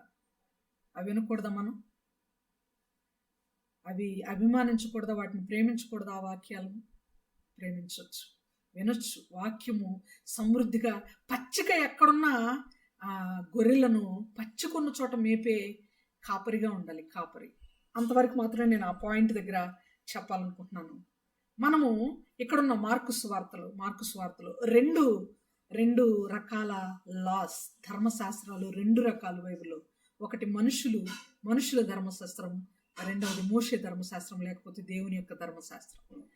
గలతీ పత్రికలో ఈయన మాట్లాడుతున్నటువంటి, పౌలు గారు మాట్లాడుతున్నటువంటి ధర్మశాస్త్రం మాత్రం మనుషులు కల్పించిన పారంపర్యాచారాలని నువ్వు ఫాలో అవుతున్నావు, వాటిని నువ్వు దృష్టిలో పెట్టుకొని వీళ్ళతో కలిసి భోజనం చేయకూడదు అని అంటున్నావు. వాళ్ళకి నువ్వేం మెసేజ్ ఇస్తున్నావు అంటున్నాడు. అంతేకాక ధర్మశాస్త్రం మూలముగా మనము నీతిమంతులమని తీర్చబడం, మనం కలిసి భోజనం చేసినంత మాత్రానో, భోజనం చేయనంత మాత్రానో మన నీతిలో ఎలాంటి మార్పు ఉండదు. మన నీతి అనేది కేవలము మన బిలీఫ్కి సంబంధించింది, మన విశ్వాసానికి సంబంధించింది. మన విశ్వాసానికి సంబంధించింది మన నీతి. దేవుని యందు విశ్వాసం ఉంచుట వలన మనం నీతిమంతులుగా తీర్చబడతాం, కానీ మనం చేసిన క్రియలను బట్టి కాదు. ఇక్కడ క్లారిటీ మనకు ఉండాలి. చర్చిలో చాపలేస్తేనో మనం నీతిమంతులం అయిపోం, వాక్యం చెప్తే నీతిమంతులం అయిపోం, చర్చిలో భోజనాలు వడ్డిస్తే నీతిమంతులం అయిపోం. కానీ మన ఆ మంచి క్రియలకు దేవుడు ఫలితాన్ని ఇస్తాడు. ఫలితం ఉంటుంది. మన క్రియల ఫలితం ఎక్కడికి వెళ్ళదు. మంచి పని చేస్తే మంచి ఫలితం దేవుడు ఇస్తాడు, చెడ్డ పనులు చేస్తే చెడ్డ ఫలితం కూడా అలాగే దేవుడు ఎలా మంచి ఫలితాన్ని ఇస్తాడో చెడు ప్రతిఫలం కూడా దేవుడు అలాగే ఇస్తాడు. కానీ మన క్రియలను బట్టి వచ్చేది మాత్రం మన నీతి కాదు. నీతిమంతులుగా మాత్రం తీర్చబడం మనం. ఎందుకంటే కేవలము మన క్రియల మూలముగా మాత్రమే మనం నీతిమంతులుగా తీర్చబడితే దేవుని రక్తం యొక్క ఆవశ్యకత మనకు లేదు. మంచి పనులు చేసుకుంటూ వెళ్ళిపోతే మనం నీతిమంతులు అయిపోయేవాళ్ళం. కానీ మనలను నీతిమంతులుగా తీర్చడానికి దేవుడు ఈ లోకానికి రిక్తుడుగా వచ్చి, దీనుడుగా వచ్చి అనీతిమంతులతో కలిసి సిలువ వేయబడ్డాడు. అనీతిమంతులకు ఎలాంటి జడ్జిమెంట్ ఉంటుందో అలాంటి జడ్జిమెంట్ ఆయన పొందాడు. వాళ్ళతో కలిసి సిలువ వేయబడి, పాపిగా ఎంచబడి, పాప శరీరాకారములో ఉండి ప్రాణం పెట్టాడు. ఆయన రక్తంలో కడగబడకపోతే మనకి నీతి లేనే లేదు. 1 యోహాను పత్రిక 1వ అధ్యాయం 9వ వచనం. మనలో మనం ఎవరమైనా కూడా ప్రతివాడు మన పాపములను మనము ఒప్పుకునే ఎడల ఆయన నీతిమంతుడు కనుక ఆయన మన పాపములను క్షమించి మనలను నీతిమంతులనుగా, సమస్త దుర్నీతి నుండి మనలను పవిత్రులనుగా చేయను అనే మాట అక్కడ ఉంటుంది. 1 యోహాను పత్రిక 1వ అధ్యాయము 9వ వచనంలో. మన పాపము ఒప్పుకొనిన ఎడల ఆయన నమ్మదగిన వాడును నీతిమంతుడును గనక ఆయన మన పాపములను క్షమించి సమస్త దుర్నీతి నుండి మనల్ని పవిత్రులుగా చేయను. ఎవరు చేయాలి మనల్ని నీతిమంతులుగా లేక పవిత్రులుగా? ఎవరు చేయగలరు? దేవుడు మాత్రమే. యేసు రక్తము ప్రతి పాపమును కడుగును. అదే అధ్యాయంలో ఉంటుంది, ముందు వచనాలు. ఐ థింక్ 6-7 వచనాలు. 1 యోహాను పత్రిక 1వ అధ్యాయంలోనే 6-7 వచనాల్లో మాట. యేసు రక్తము ప్రతి పాపముల నుండి మనలను పవిత్రులుగా చేయి. ఆయన రక్తము, ఆయన ప్రాణము, ఆయన మనకిచ్చిన సాల్వేషన్ మాత్రమే మనలను నీతిమంతులుగా చేస్తుంది. ఆయన ఒక్కడు మాత్రమే మనల్ని నీతిమంతులుగా చేయగలడు. కానీ మనం ఎన్ని పుణ్యకార్యాలు చేసినా మనము నీతిమంతులము అవము ప్రియులరా, అవలేము. It was highly impossible. అందుకని కేవలం ఆయన మాత్రమే మనలను నీతిమంతుడిగా చేస్తాడు. అది ఈ వచనాల యొక్క అర్థం. ఏ వచనాలు? గలతీ పత్రిక 2వ అధ్యాయంలో 14, 15, 16 వచనాలకు కలిగినటువంటి సరళమైన లాంగ్వేజ్లో ఉండేటువంటి అర్థం. మన క్రియల ద్వారా మనము నీతిమంతులుగా తీర్చబడము. 17వ వచనం. కాగా మనము క్రీస్తునందు నీతిమంతులమని తీర్చబడుటకు వెదకుచుండగా మనము పాపులముగా కనబడిన ఎడల ఆ పక్షమందు క్రీస్తు పాపమునకు పరిచారకుడాయన, అట్లా అనరాదు, పాపమునకు పరిచారకుడాయన. Minister of sin is God. Minister of sin అని ఉంది ఇంగ్లీష్ బైబిల్లో. పాపమునకు పరిచారకుడా దేవుడు. పాపం చేయండి, ఎలా చేస్తే పాపం పోతుంది, అలా చేస్తే పాపం పోతుంది అని ఆ విధమైన బోధించేవాడు దేవుడు. ఎప్పుడు అంటే మనము క్రీస్తునందు నీతిమంతులమని తీర్చబడుటకు వెదకుచుండగా, క్రీస్తునందు మనము నీతిమంతులు, ఆ లైన్లో మనం వెళ్తూ ఉండగా ఒకవేళ ఎక్కడైనా మనము పాపులముగా కనబడితే, అంటే క్రీస్తునందు నీతిమంతులముగా కాక ఎక్కడైనా మన క్రియల మూలంగా పాపులుగా కనబడతామేమో అని అనుకుంటే, ఆల్రెడీ దేవుణ్ణి ఎరిగి రక్షింపబడి బోధిస్తూ సేవ చేస్తూ ఉన్నటువంటి మనము మనము కేవలము దేవుని యందు, దేవుని విశ్వాసమును బట్టి దేవుని యందు నమ్మిక ఉంచడం ద్వారా మనం నీతిమంతులమని తీర్చబడి నీతిమంతుల లిస్టులో ఉన్న మనము కేవలము ఆఫ్టర్ ఆల్ కొంతమందితో మనుషులతో కలిసి భోజనం చేసి పాపులుగా కనబడినంత మాత్రాన దేవుడు చెప్పినటువంటి మాట నిరర్థకం అయిపోతుందా? అంటే ఆయన చెప్పిన లైన్, ఆయన చెప్పిన మాటలు వేస్టా? ఎక్కడైనా దేవుడు పాపానికి అంటే కన్విన్స్డ్గా మాట్లాడతాడా? Is he minister of sin? అట్లా అనరాదు. నాట్ ఫర్బిడ్ అని ఉంటుంది. గాడ్ ఫర్బిడ్ అనేటువంటి మాట ఇంగ్లీష్ బైబిల్లో ఉంటుంది ప్రియులరా. అట్లా అనరాదు. తర్వాత నేను పడగొట్టిన వాటిని మరలా కట్టిన ఎడల నన్ను నేనే అపరాధినిగా కనపరుచుకుందును కదా. ఇప్పుడు నేను అనుకుంటున్నాను, ధర్మశాస్త్రము ఎన్ని రకాలు మీకు అర్థమైంది అనుకుంటున్నాను. అర్థమైందండి? అర్థమైంది. ఇప్పుడు పడగొట్టిన దానిని మరలా కట్టిన ఎడల నన్ను నేనే అపరాధిగా కనపరుచుకుందును కదా అంటున్నాడు. పడగొట్టిన దానిని కట్టడం అంటే ఎందుకు ఈ లాంగ్వేజ్ ఎందుకు వాడాడు పౌలు గారు? ఎందుకు వాడాడంటే 10వ అధ్యాయంలో పేతురు గారు బ్రదర్ 10వ అధ్యాయంలో అపోస్తల కార్యములు 10వ అధ్యాయంలో 36వ వచనంలో యేసుక్రీస్తు అందరికీ ప్రభువు అని చెప్పావు కదా. నీలో ఇంతకుముందు ఒక భావం ఉంది. దేవుని యొక్క దర్శనం నీకు కలగక మునుపు అన్ని జనులు వేరు, క్రైస్తవులు వేరు, దేవుని బిడ్డలు వేరు, దేవుని ఎరగని వారు వేరు అనేటువంటి ఒక భావం నీలో ఉంది. కానీ దేవుని యొక్క ప్రత్యక్షత, దేవుడు నీకు తేట తెల్లని చేసినప్పుడు అది పడిపోయింది, పడగొట్టబడింది. నీకున్నటువంటి ఆ మనోభావము తొలగించబడింది, నీ సొంత నీతి తొలగించబడింది, నీకున్నటువంటి నీ ఓన్ ఇంప్రెషన్ తీసివేయబడింది. దేవుని కంప్లీట్గా ఎరుగక మునుపు నువ్వు ఒక అపోహలో ఉన్నావు, అది తొలగించబడిన తర్వాత యేసుక్రీస్తు అందరికీ ప్రభు అని నువ్వు చెప్పిన తర్వాత మరలా భోంచేస్తూ పక్కకు వస్తే, అంటే మేము దేవుని బిడ్డలము, మీరు దేవుని బిడ్డలు కాదు కదా, మీతో మేము కలిసి చేయి కలిపితే మా వాళ్ళు ఒప్పుకోరు, మా సంఘంలో నుండి నన్ను వెళ్ళేస్తారు అన్నట్లుగా నిన్ను నువ్వు సపరేట్ చేసుకుంటున్నావా? తప్పు కదా బ్రదర్ అన్నట్లుగా అర్థం అవడానికి ఈ మాటలు చెప్తున్నాను. మీరు మళ్ళీ రేపు నన్ను క్వశ్చన్ చేయకూడదు. సిస్టర్ బైబిల్లో లేని దానికి ఉన్నదానికి లేనిది యాడ్ చేయకూడదు కదా. నేను యాడ్ చేయట్లేదు, నేను వివరించడానికి ప్రయత్నం చేస్తున్నాను. మీకు అర్థమవుతుందని కూడా భావిస్తున్నాను. మీరు ఆ విధంగా బోధించి ఇప్పుడు క్రియలతో ఈ విధంగా చేయడం తప్పు కదా. పడగొట్టిన దానిని మరలా కట్టిన ఎడల నీకేదైతే ఇంప్రెషన్ ఇంతకు ముందుందో, కొర్నేలి విషయంలో దేవుడు ప్రత్యక్షపరచబడక మునుపు ఆ చతుష్పాద జంతువులు గూర్చి అన్ని తినొచ్చు, దేవుడు పరిశుద్ధపరిచిన వాటిని నువ్వు నిషిద్ధమైనవిగా భావించొద్దని దేవుడితో చెప్పక ముందు, అనగా అన్ని జనులు అక్కడ జంతువులు తినే వస్తువులు కాదు అవి, యాక్చువల్గా మనుషుల గురించి, అన్ని జనులు యూదుల గురించి చూయించబడినటువంటి దర్శనం అది. సో ఆ విషయంలో మరి నువ్వు క్లియర్గా తెలుసుకున్నప్పుడు మరలా తెలుసుకొనని వాడి వలే, వాక్యం ఎరుగని వాడి వలే, పైన మాటలో అదే ప్రియులారా అర్థం. నువ్వు యూదుడవై ఉండి ఎక్కడ 14వ వచనంలో సగభాగం నుండి నీవు యూదుడవై ఉండి యూదుల వలే కాక అన్ని జనుల వలనే ప్రవర్తించుచుండగా,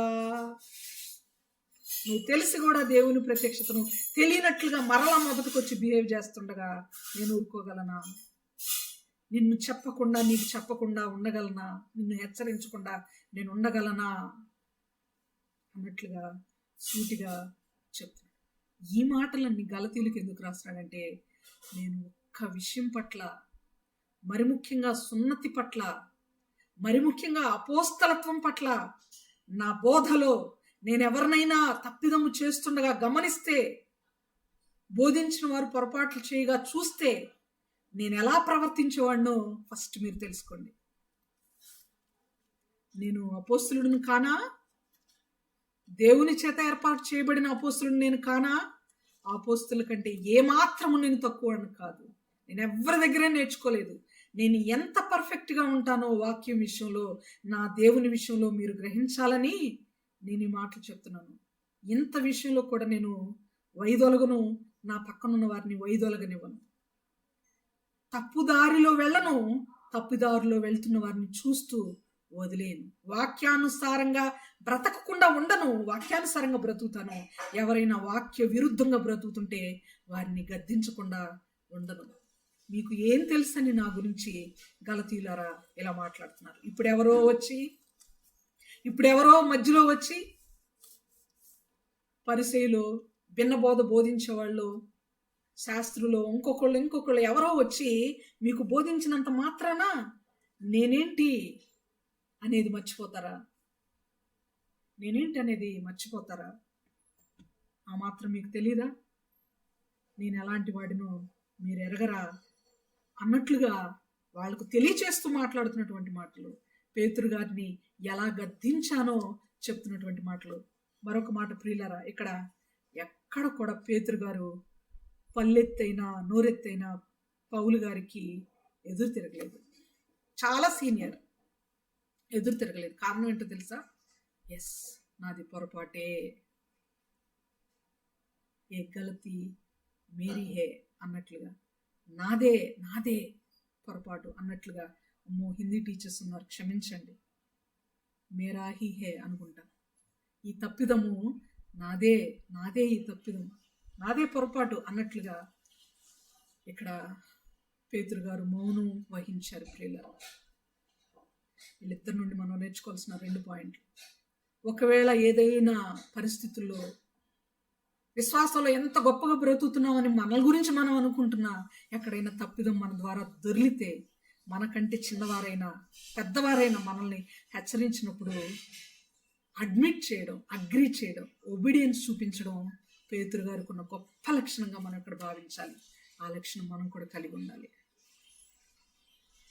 మనకంటే పెద్దవారు, వయసులోనైనా అనుభవంలోనైనా మనకంటే పెద్దవారు ఏదైనా పొరపాటు చేసినప్పుడు ముఖస్థుతికి వెళ్ళక, అమ్మో ఈ అయ్యారు కదా, ఏముందిలేండి, ఒక సినిమా హాల్ దగ్గర కనిపించినంత మాత్రాన్ని మనం ఎందుకులే అనడం అని అనకుండా, ఖచ్చితంగా మీరు మాకేం చెప్తున్నారు, మీరు మాకించే బోధ ఏంటి, మీరే ఇలా చేస్తే పాస్టర్ గారు మేమేమైపోవాలి అని ఖచ్చితంగా వారిని సున్నితంగా నేను గద్దించాలి. గద్దించకపోతే తప్పిదం మందవుతుంది. దేవుడు చెప్పాడు కదా, తిమోతి పత్రిక మొదటి తిమోతి పత్రిక 5వ అధ్యాయం 20వ వచనంలో, అందరి ఎదుట గద్దించవలసిన వారమై ఉన్నాము అని ఈ 2 పాయింట్లు వీరిద్దరి ద్వారా మనం గ్రహించాలి. ముందుకు వెళ్దాం. ఇక్కడ పడగొట్టిన దానిని మరలా కట్టుట. ఈ పారంపర్యాచార్యులు వీటన్నిటి నుంచి కూడా ఈ లా ఆఫ్ మెన్ ఇక్కడ కనబడుతుందని మనం అనుకున్నాం కదా. ఈ పడగొట్టిన దానిని నేను మరలా కట్టిన ఎడలా అని ఎందుకు పౌలు గారు అన్నారంటే, ఇంతకుముందు ఆయన పడగొట్టకుండా కొన్ని ఉన్నాయి. ధర్మశాస్త్రం నాకు తెలుసు అనుకున్నాడు. మోషే ధర్మశాస్త్రం ఎరుగును, పౌలు గారు ఎరుగుదుడు.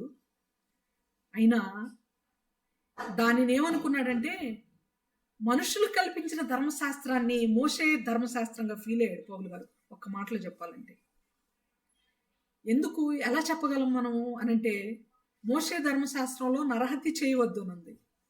కానీ పౌలు గారు నరహత్య చేశారా లేదా? నరహత్య చేశారా పౌలు గారు లేదా? పౌలు గారు ప్రీవియస్ లైఫ్ లో చేశారు కదా. ఎవరికైనా డౌట్ ఉంటే రిఫరెన్స్ చూద్దాం, డౌట్ లేదంటే ముందుకెళ్దాం. డౌట్ లేదు సిస్టర్, చేసేవారితో కలిసి ఉన్నారు. 8వ అధ్యాయము మొదటి 5 వచనాలు, 9వ అధ్యాయము మొదటి 3 వచనాలు మీరు చదువుకుంటే, హత్య చేయుటను ప్రాణాధారమైనట్టు అనే మాట మనకు ఉంటుంది. అపోస్తుల కార్యంలో ప్రాణాధారం, ఆయనకి ఇంకా లివింగ్ బ్రెడ్ అదే అనమాట. ఆయన బ్రీత్ ఏంటయ్యా అంటే చంపుతూ వెళ్ళడం దేవుని నమ్మినటువంటి వాళ్ళని. అలాంటి జీవితం కొనసాగించిన వాడు, అలా ఉన్నాడు ఒకప్పుడు. మరి మోషే ధర్మశాస్త్రం ఎరిగిన వాడైతే హత్య చేయకూడదు కదా. హత్య చేశాడు అని అంటే ఆయన ధర్మశాస్త్రం, మనుషులు కల్పించిన ధర్మశాస్త్రాన్ని ఫాలో అవుతున్నాడు ఆయన. ఏంటి మనుషులు కల్పించిన ధర్మశాస్త్రం అంటే, యూదుల రాజు గొప్పగా వస్తాడు, గాడిద మీద ఎక్కడు, గుర్రం మీద ఎక్కుతాడు. రాజుల రాజు, ప్రభువులకు ప్రభు కదా ఆయన. చాలా ఉన్నతమైన స్థితిలో ఉంటాడు, దీనుడుగా రాడు. వడ్రంగి వానికి పుట్టిన ఇతను మరి దేవుని కుమారుడు ఎలా అవుతాడు? యూదుల రాజు ఎలా అవుతాడు అనేటువంటి వాళ్ళ భ్రమ, అది అపోహ. దానినే నిజము అని భావిస్తూ ఉన్నాడు గనుక ఒక మత పారంపర్యాచారంలో ఆయన ఉన్నాడు. అంటే లా ఆఫ్ మోజెస్ క్రింద ఆయన ఉన్నాడా, లా ఆఫ్ మెన్ కింద ఆయన ఉన్నాడా? ఆయన కట్టుకున్నటువంటి గోడలు లా ఆఫ్ మోజెస్ ఇచ్చినటువంటి గోడల్ని కట్టుకున్నాడా పౌలు గారు తన గత జీవితంలో, లేకపోతే లా ఆఫ్ మెన్ ఇచ్చిన పరిస్థితులను, లా ఆఫ్ మెన్ ఇచ్చినటువంటి ధర్మశాస్త్రాన్ని గోడలుగా కట్టుకున్నాడా? ఏమర్థమవుతుంది మీకు చెప్పాలి. మోషే ధర్మశాస్త్రాన్ని ఆయన గట్టిగా చేపట్టి హత్యలు చేస్తూ వచ్చాడా, లేక మనుషుల పారంపర్యాచారాలను మత పారంపర్యాచారాలను ఆయన గట్టిగా చేపడుతూ వచ్చాడా పౌలు గారు? మోషే ధర్మశాస్త్రాన్ని చేపట్టిన హత్య చేయడు, మనుషుల పారంపర్యాచారం ఆయనే అన్నాడు అన్నమాట. మనం పొరపాటు పడతాం వాక్యం చదువుకునేటప్పుడు. మోషే ధర్మశాస్త్రమందు ప్రవీణుడు అంటే ఆ ధర్మశాస్త్రమే, మోషే ధర్మశాస్త్రం అంతా ఎరిగిన వాడే. కానీ ఆయన భావిస్తుంది, ఆయన పాటిస్తుంది ఏంటో తెలుసా? మోషే ధర్మశాస్త్రం కాదు. మోషే ధర్మశాస్త్రం చెప్పలేదు నరహత్య చేయమని, కానీ ఈయన హత్య చేశాడు. అంటే ఆయన పాటించింది మోషే ధర్మశాస్త్రం కాదు, పారంపర్యాచారములను పాటించానని ఆయనే చెప్తున్నాడు. మొదటి అధ్యాయం గలతీయులకు రాసిన పత్రిక 13వ వచనం గనక గమనిస్తే, పూర్వమందు యోధా మతస్థుడనై అంటే నా ప్రీవియస్ లైఫ్లో, నా పాత జీవితంలో, నా గత జీవితంలో యోధా మతస్థుడనై ఉన్నప్పుడు నేను దేవుని సంఘమును అపరిమితముగా హింసించి నాశనము చేయుచు నా పితరుల పారంపర్యాచారమందు విశేషాసక్తి గలవాడనై. ఎక్కడుంది విశేషాసక్తి పౌలు గారిది? లా ఆఫ్ మోజెస్ లోనా, లా ఆఫ్ మెన్ లోనా? ఇప్పుడు చెప్పండి మీరు ఈ వచనం చదివిన తర్వాత. మనుషుల పారంపర్యాచారమందు విశేష ఆసక్తి. పౌలు గారిని పక్కన పెడదాం. ఆయన మారాడు, మార్పు చెందాడు, దేవుని కొరకు ప్రతిష్ఠించుకున్నాడు, దేవుని కొరకు హతసాక్షి అయ్యాడు, అద్భుతమైన జీవితాన్ని జీవించాడు. మనం ఎలా ఉన్నాం? How is our life? How is our spiritual life? పెళ్ళిళ్ళకి వాళ్ళు పసుపులు పెట్టుకుంటే మనం పసుపులు పెట్టుకుంటాం, వాళ్ళు తోరణాలు కడితే మనం తోరణాలు కడతాం. మంచి రోజు వాళ్ళు చూసుకుంటుంటే మనం మంచి రోజు చూసుకుంటాం. ఆదికాండంలో మొదటి అధ్యాయంలోనే అనేక మార్లు రాయబడిన మాట, మొదటి దినము గతించెను, దేవుడు అది మంచిదని చూచెను. దేవుడు చేసిన ప్రతి దినము ఒక్క దినము తప్ప. ఏ దినము అదంటే, I think as per my memory, నాకు గుర్తున్నంత వరకు ఆకాశ మండలంలో చీకటిని సృజించిన దినం ఒక్కటి మాత్రమే దేవుడు మంచిది అని చెప్పలేదు. మిగిలిన అన్ని దినాల గురించి మంచిది మంచిది మంచిది అని చెప్తూ వచ్చాడు. మంచిది, దేవుడు చేసిన ప్రతిదీ మంచిది, దేవుడు చేసిన ప్రతి దినము మంచిది. మనము చెడ్డదినమా మంచిదినమా చూస్తున్నాం, ముహూర్తాలు చూస్తున్నాం, ఆడంబరాలకు వెళ్తున్నాం, ఆచారాలకు వెళ్తున్నాం, ఆచారాలను గౌరవిస్తున్నాం, ఆచారాలను పాటిస్తున్నాం.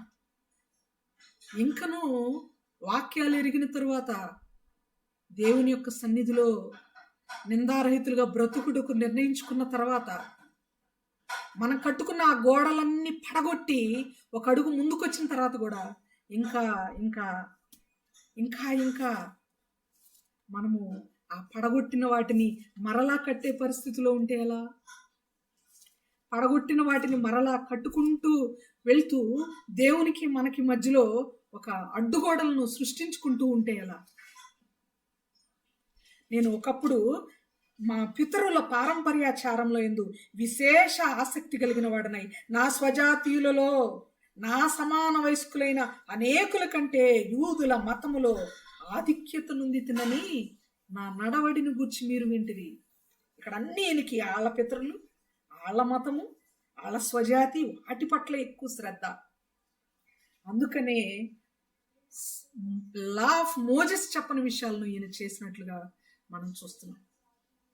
ఒకప్పుడు ఆ గోడలన్నీ ఉన్నాయి, ఆ గోడలన్నీ పడగొట్టుకొని దేవుని దగ్గరకు వచ్చాడు పౌలు గారు.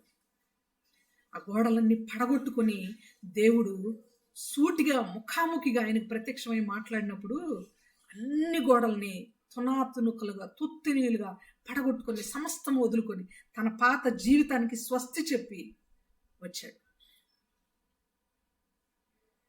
పడగొట్టబడిన గోడలను మరలా కట్టే స్థితిలో ఉన్నామేమో జ్ఞాపకం చేసుకున్నాం. ఒక అద్భుతమైన పాట ఒక అంకుల్ రాశారు. రక్షింపనేరకుండునట్లుగా కురుచకాలేదు నీ హస్తము, విమోచింపలేనంతగా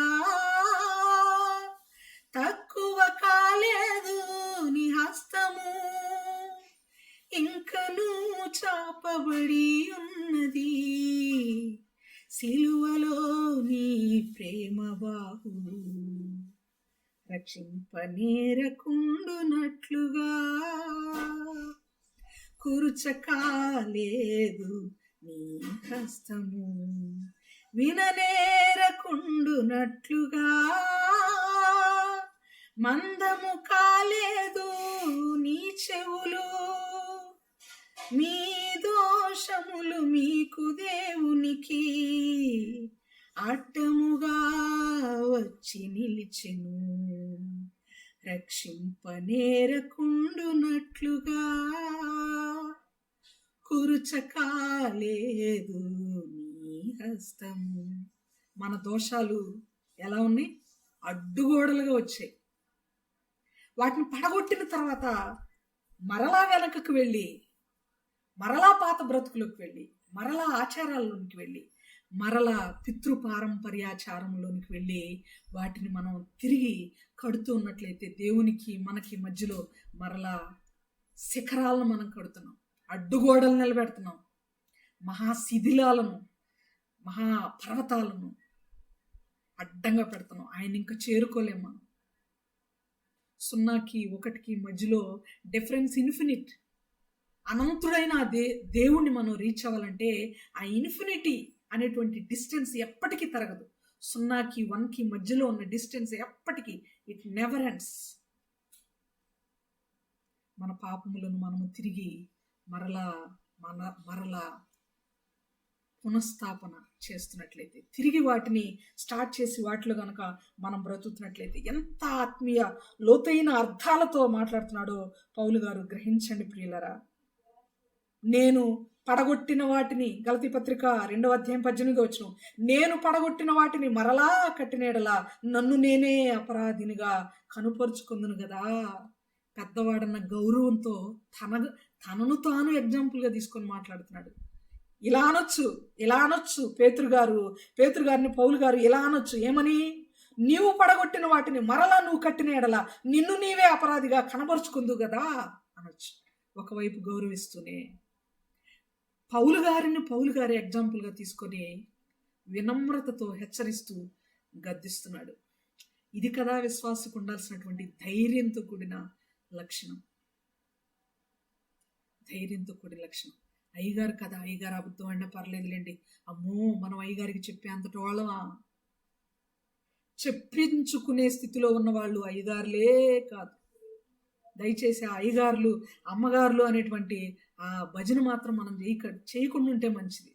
వాళ్ళకి మంచిది, మనకు మంచిది. దేవుణ్ణి ఘనపరుద్దాం మనం.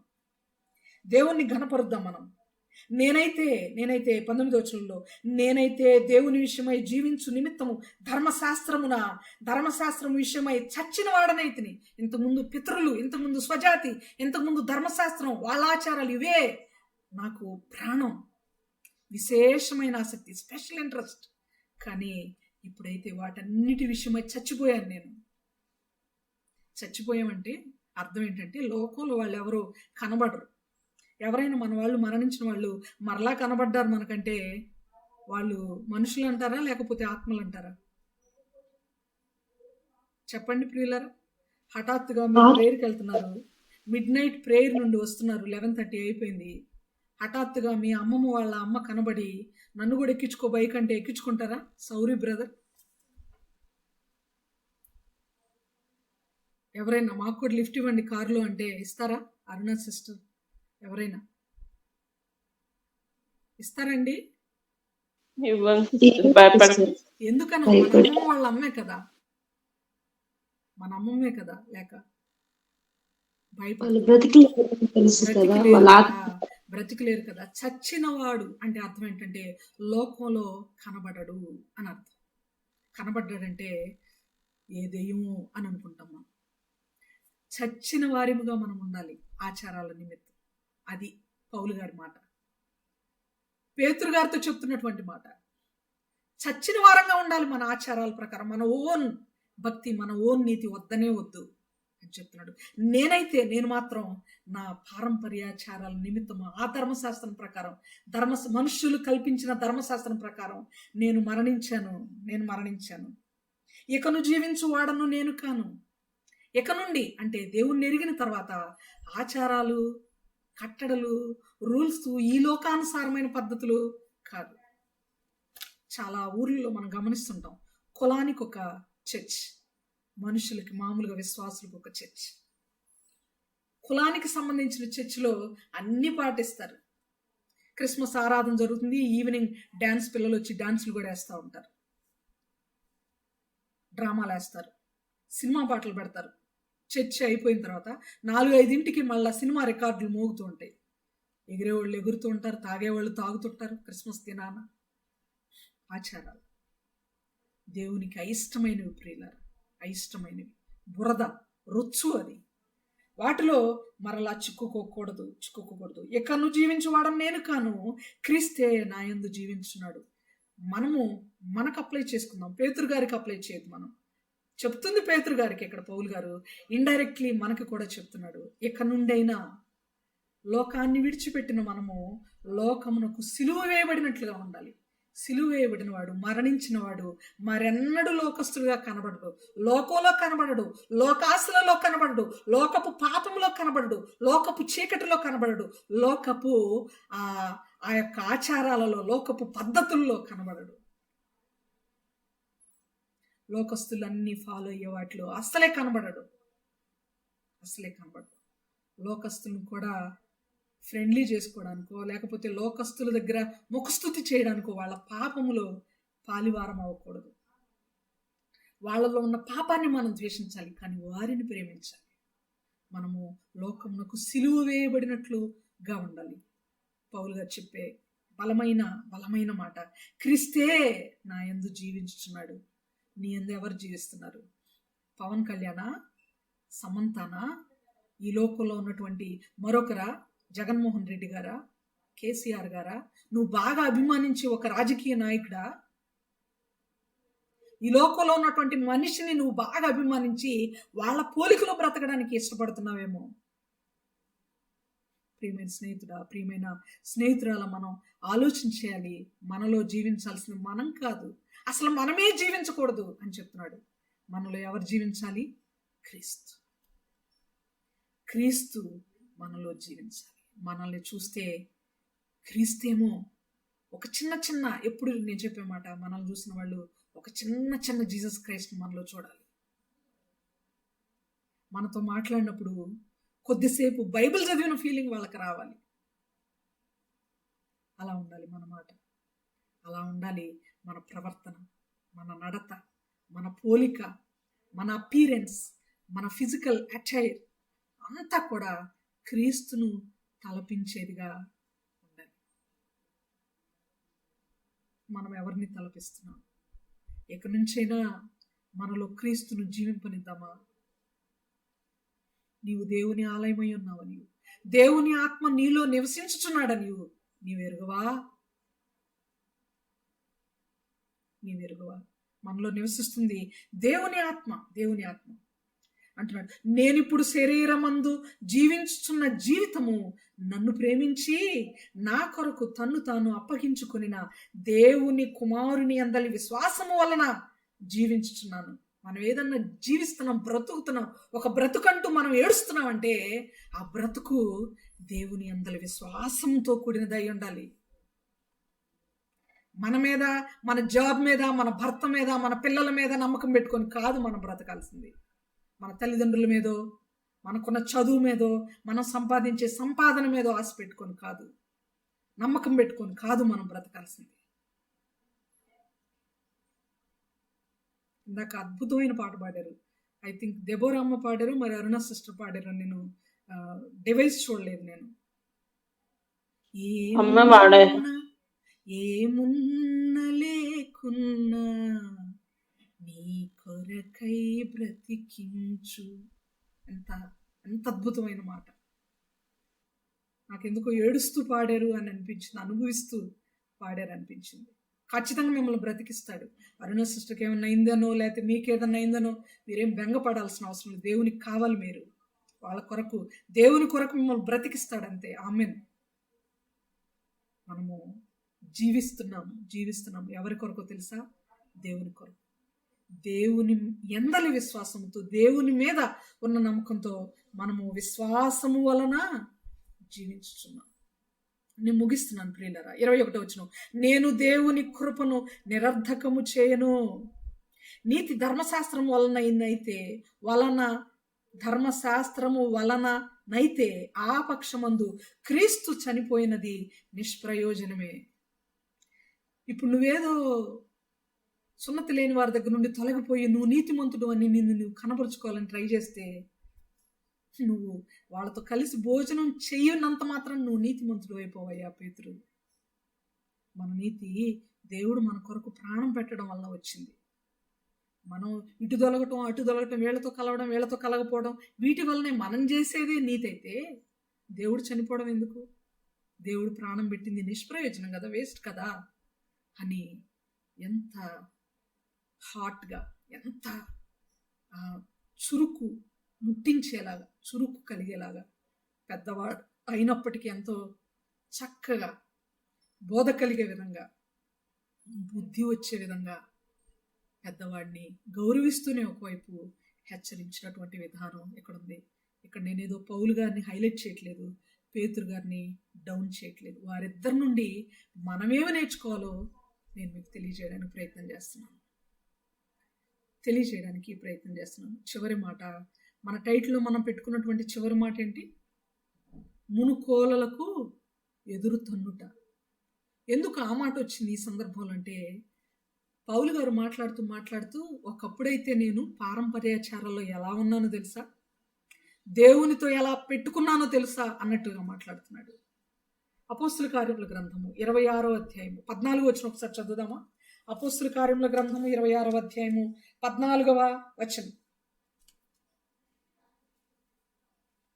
అపోస్తుల కార్యముల గ్రంథము 24వ అధ్యాయము 14వ వచనం. నేలపడినప్పుడు సౌలా సౌలా నన్నెందుకు హింసించుచున్నావు?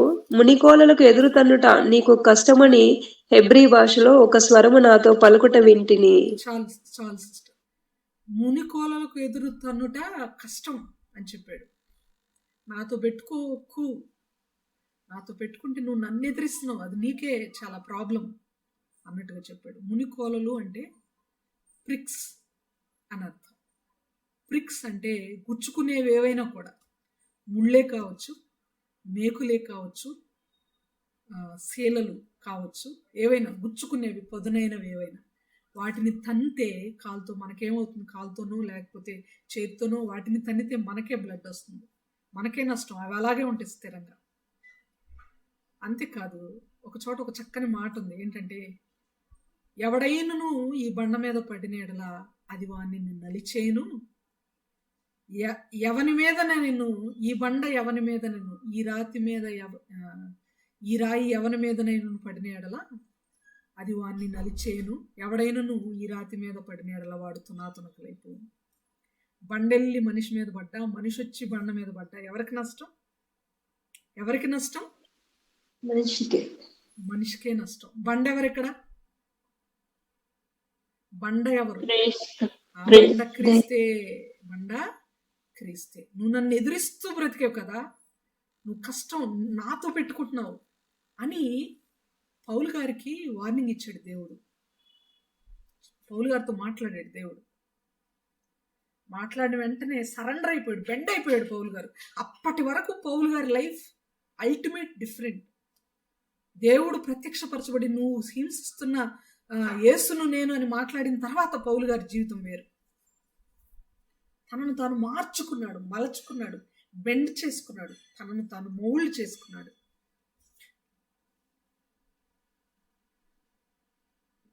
దేవునితో పెట్టుకోకూడదు. దేవునితో పెట్టుకోవడం అంటే అర్థం ఏంటో తెలుసా? ఇప్పటి వరకు గడిచిన కాలంలో ఒక విధంగా బ్రతుకుతూ వచ్చి మనం గత జీవితంలో ఒక విధంగా బ్రతుకుతూ వచ్చి రక్షింపబడిన తర్వాత మరొక విధంగా మార్పు చెంది బ్రతుకుతూ ఒక అబద్ధం ఆడాల్సిన పరిస్థితి వచ్చినప్పుడు అబద్ధమే కదా, ఏం కాదులే,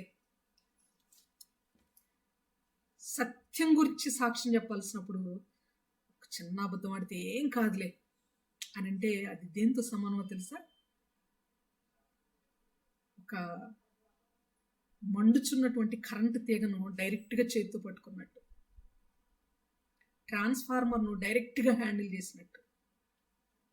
ఏం కాదులే అంటే నువ్వు ధైర్యం చేసి ఒక పనిష్మెంట్ని తీసుకుంటున్నట్టు. దేవునితో పెట్టుకోవడం అంటే అలాంటిది. ఇక పొడైపోవడం, మసైపోవడం తప్ప ఏముండదు ప్రియులారా. దేవుడు తెలియక చేస్తే ఎన్నిసార్లైనా క్షమిస్తాడు, కానీ తెలిసి చేసిన దేనిని ఏ భక్తిపరుడి విషయంలో, ఏ పితరుని విషయంలో, ఎవరి విషయంలో కూడా దేవుడు, మీరు తరచి ఆలోచించి బైబిల్లో చదువుకోండి, ఎక్కడ కూడా దేవుడు క్షమించలేదు. శిక్ష కంపల్సరీగా కనబడింది మనకి. అబ్రహాం విషయంలో కనబడింది, దావీదు విషయంలో కనబడింది, పౌలు గారి విషయంలో కనబడింది, ఇంకా యాకోబు విషయంలో, అనేక మంది విషయంలో వాళ్ళు చేసినటువంటి తప్పిదమునకు పనిష్మెంట్ వాళ్ళు భరించారు. దేవునితో మాత్రం పెట్టుకోకూడదు. పడిపోయిన వాటిని మరలా కట్టడానికి ప్రయత్నం చేసి దేవునికి మనకి మధ్యలో దూరాన్ని మాత్రం పెంచుకుంటే ట్రాన్స్ఫార్మర్ని మనం పట్టుకున్న దాంతో సమానమని జ్ఞాపకం చేస్తున్నాడు దేవుడు మనకు. యథావిధిగా, యథార్థంగా దేవుని కొరకు బ్రతికేలా ఉండాలి. ఎక్కడైనా కూడా పర్ఫెక్షన్ మనకు అవసరం అని పౌలు గారు పేతురుతో చెప్తున్నారు. తద్వారా దేవుడు మనతో చెప్తున్నాడు, పర్ఫెక్షన్ అవసరం. శోధనలు వస్తాయి. కొంతమందిని ఏంటయ్యా సంఘానికి రావట్లేదు తమ్ముడు అంటే, ఏముందక్క అసలు శోధనలు ఎక్కువైపోయినాయక్క, ఇంట్లో టార్చర్ ఎక్కువైపోయింది. శోధనలు ఎక్కువైపోతే ఇంకెక్కువ రావాలి ప్రార్థనకి. ఆరోగ్యం బాగోట్లేదు అక్క, కూర్చోలేకపోతున్నాను, నిలబడలేకపోతున్నాను. ఫస్ట్ నువ్వు నడు దేవుని సన్నిధికి, ఆటోమేటిక్గా కూర్చోగలవు, నిలబడగలవు. కష్టాలు ఎక్కువైపోయినాయి, ఆర్థిక ఇబ్బందులు అక్క, ఏం చేయలేకపోతున్నావు. రకరకాల సంజాయిషులు, రకరకాల సాకులు వస్తూ ఉంటాయి. కానీ దేవుడు జ్ఞాపకం చేస్తున్నాడు ప్రియులారా. మీకు తెలిసిన మాటలైనా నేను వాటిని జ్ఞాపకం చేసి ముగించేస్తాను. మీరు తర్వాత చదవండి. అపోస్తల కార్యములు 26:14 మనం చదివాం ఆల్రెడీ. మునుకోళ్ళకు ఎదురుతుంటా. 1 కొరింథీ పత్రిక 10:13 సాధారణంగా మీరు సహింపగలిగిన దానికంటే ఎక్కువ శోధన దేవుడు మీకు కలుగు చేయడు. ప్రతిరోజు చదువుకోవాలి మనం ఈ వచనం. బైబిల్ అంతా ఒక ఎత్తు అయితే విశ్వాసి బ్రతకడానికి ఈ వచనం చాలా దోహదపడుతుంది. సాధారణంగా సహింపగలిగిన శోధన దేవుడు మనకిస్తాడు. దాంతోపాటు మనకు ఒక బోనస్ ఇస్తాడు. ఆయన తప్పించుకునే మార్గం కూడా ఇస్తాడు. మా అమ్మకు బాగాలేదక్క, మా నాన్నగారికి ఆపరేషన్, మా పరిస్థితి బాగాలేదు, చాలా దారుణంగా ఉంది, నా ఆరోగ్యం బాగాలేదు, పిల్లలు చదవట్లేదు, కొడుకులు మాటింటలేదు, ఇలాంటి కంప్లైంట్స్ మనం వింటూ ఉంటాం. వాటన్నిటిని సహించే శక్తి, తప్పించుకునే మార్గం దేవుడు మనకి ఇస్తాడు. శోధనలు ఖచ్చితంగా ఉంటాయి. పౌలు గారు కూడా అనేక విషయాల్లో శోధించబడ్డాడు. ఆయన జీవితం అంతా శోధనలే, అయిన వారి వలన ఎక్కువగా. ఆయన ఎన్ని శోధనలు అనుభవించాడో కొరింథీయులకు రాసిన పత్రికలో మనకు ఉంటుంది. 2 కొరింథీ 11:23-19 నుండి మీరు కిందకి తర్వాత చదవండి. ఎన్ని ఆపదలు, ఎన్ని శోధనలు, లైఫ్ అంతా. కానీ ఆయన అచీవ్ అయ్యాడు, లక్ష్యాన్ని చక్కగా చేరుకున్నాడు. ప్రియులరా, గుర్తుపెట్టుకోవాలి. పౌలు గారు మాట పక్కన ఉంచితే యేసుక్రీస్తు కూడా మనవలే శోధించబడి, ఆ మాట చదువుతారా? హెబ్రీ పత్రిక 4:15 హెబ్రీ పత్రిక 4:15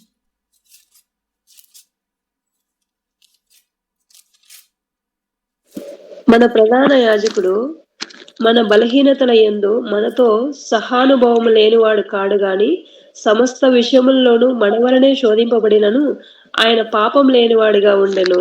చాలు. మన వలే శోధించబడ్డాడు. మనం ఎలా శోధించబడుతున్నాం ఆయన కూడా శోధించబడ్డాడు. కానీ ఆయన పాపం చేయలేదు, ఎక్కడ తప్పు చేయలేదు. మనకు శోధన వచ్చింది కదా అని పాపం చేయడానికి అది రీజన్గా మనం ఎత్తుకుంటున్నాం. కొడుకులు మాటింటలేదు, మనసు బాగాలేదు, నేనేమొస్తానులే చర్చికి అంటారు చాలామంది. ఉద్యోగంలో తీరిక లేదు, నేనేమొస్తానులే అంటారు.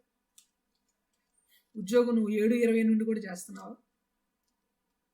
కొడుకులు మాట వినకపోవడం, ఖచ్చితంగా సంఘానికి ఆరాధనకి వెళ్ళి ఆదివారమే జరుగుతుందా? శోధన వచ్చినా కూడా దాన్ని సహించి దాని నుండి పక్కకు తొలగి మనము దేవుని పనిని నిర్వర్తించాలి. శోధనలు ఎన్నో వచ్చినా కూడా దేవుడు వాటిని జయించి తన తండ్రి పనిని నిర్వర్తించలేదా? మనవలే ఆయన సహానుభావం కలిగిన వాడు. శోధనలు గుర్తుపెట్టుకుందాం ప్రియులారా, గుర్తుపెట్టుకుందాం. ఇవన్నిటినీ గుర్తుపెట్టుకొని పౌలు గారు అంటున్నారు, నేను ఇంత బోధించి ఇంత బ్రతికి నేను ఎక్కడ మీకు బోధించి నేను ఆచరించకుండా ఉంటానేమోనని నా శరీరాన్ని నేను నలగగొట్టుకున్నాను. పడగొట్టుకోవడం అంటే అది. పాత జీవితాన్ని ఆ గోడలను పడగొట్టడం అని అంటే ఏంటంటే మన శరీరాన్ని ఈ లోకానుసారంగా నలగగొట్టుకోవడం, పాపానుసారంగా నలగగొట్టుకోవడం, శరీరానుసారంగా నలగగొట్టుకోవడం, మనకున్నటువంటి ఐహిక విచారాల అనుసారంగా నలగగొట్టుకోవడం, అన్ని విషయాల్లో నలగగొట్టుకొని దేవుని కొరకు మాత్రమే మనం బ్రతకడం ప్రియులారా. ఇలాంటి అద్భుతమైన జీవితం మనకి కావాలి. గలతీ పత్రికలో ఎంత చేసినటువంటి నేను, ఇలా నిర్ణయాలు తీసుకునేటువంటి నేను అపోస్తలుని కానా? పేతురు గారి విషయంలో నేను అంత స్ట్రిక్ట్గా ఉంటే మీ విషయంలో ఉండనా? మిమ్మల్ని గద్దించనా? నేనంటే ఏంటో మీకు తెలియదా? నేను ఎరగనా దేవుని వాక్యాన్ని? మీరు మామూలుగా అక్షరార్థంగా ఎరుగుదురేమో, నేనైతే ఆంతర్యంగా ఎరుగుదును, అనుభవపూర్వకంగా ఎరుగుదును అన్నట్లుగా పౌలు గారు చెప్తున్నటువంటి మాటలు. ఇంతటితో మనం 2 అధ్యాయాలు ముగించుకున్నాం. మొదటి అధ్యాయంలో ఒక పెండింగ్ ఉంది, నాకు జ్ఞాపకం ఉంది. దాని సందర్భం వచ్చినప్పుడు వీలైతే నెక్స్ట్ సెషన్లో సజీవుల సంఖ్యలో ఉంటే మనం మాట్లాడుకుందాం. దేవుని పట్ల యథార్థత కలిగి భక్తి, శ్రేష్టమైన ఖచ్చితమైన స్వచ్ఛమైన భక్తి, నిఖార్సైనటువంటి భక్తి మనం కలిగి దేవుని యొక్క సన్నిధిలో కొనసాగుదుముగాక. పరిస్థితులకు అతీతంగా మనుషులను స్తుతించేవారుగా కాక దేవుని మాత్రమే ఘనపరిచేవారుగా మనము బ్రతుకుతాము గాక. అట్టి కృప దేవుడు మనందరికీ దయచేయను గాక. ఆమేన్. దేవుడి కొద్ది మాటలు మనందరి కొరకు దీవించును గాక. ఆమేన్. ఆమేన్. ఆమేన్. ఆమేన్ సిస్టర్. వాక్యం ద్వారా ప్రేరేపించబడిన వారు ఎవరు ప్రార్థించండి.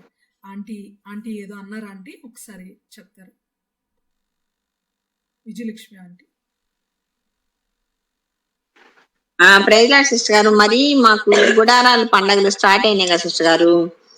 ప్రతిరోజు మాకు ప్రేయర్లు, పరిచర్య, అందుకని నేను జాయిన్ అవ్వలేకపోతున్నాను. అది చెప్దాం అనుకున్నాను సిస్టర్ గారు.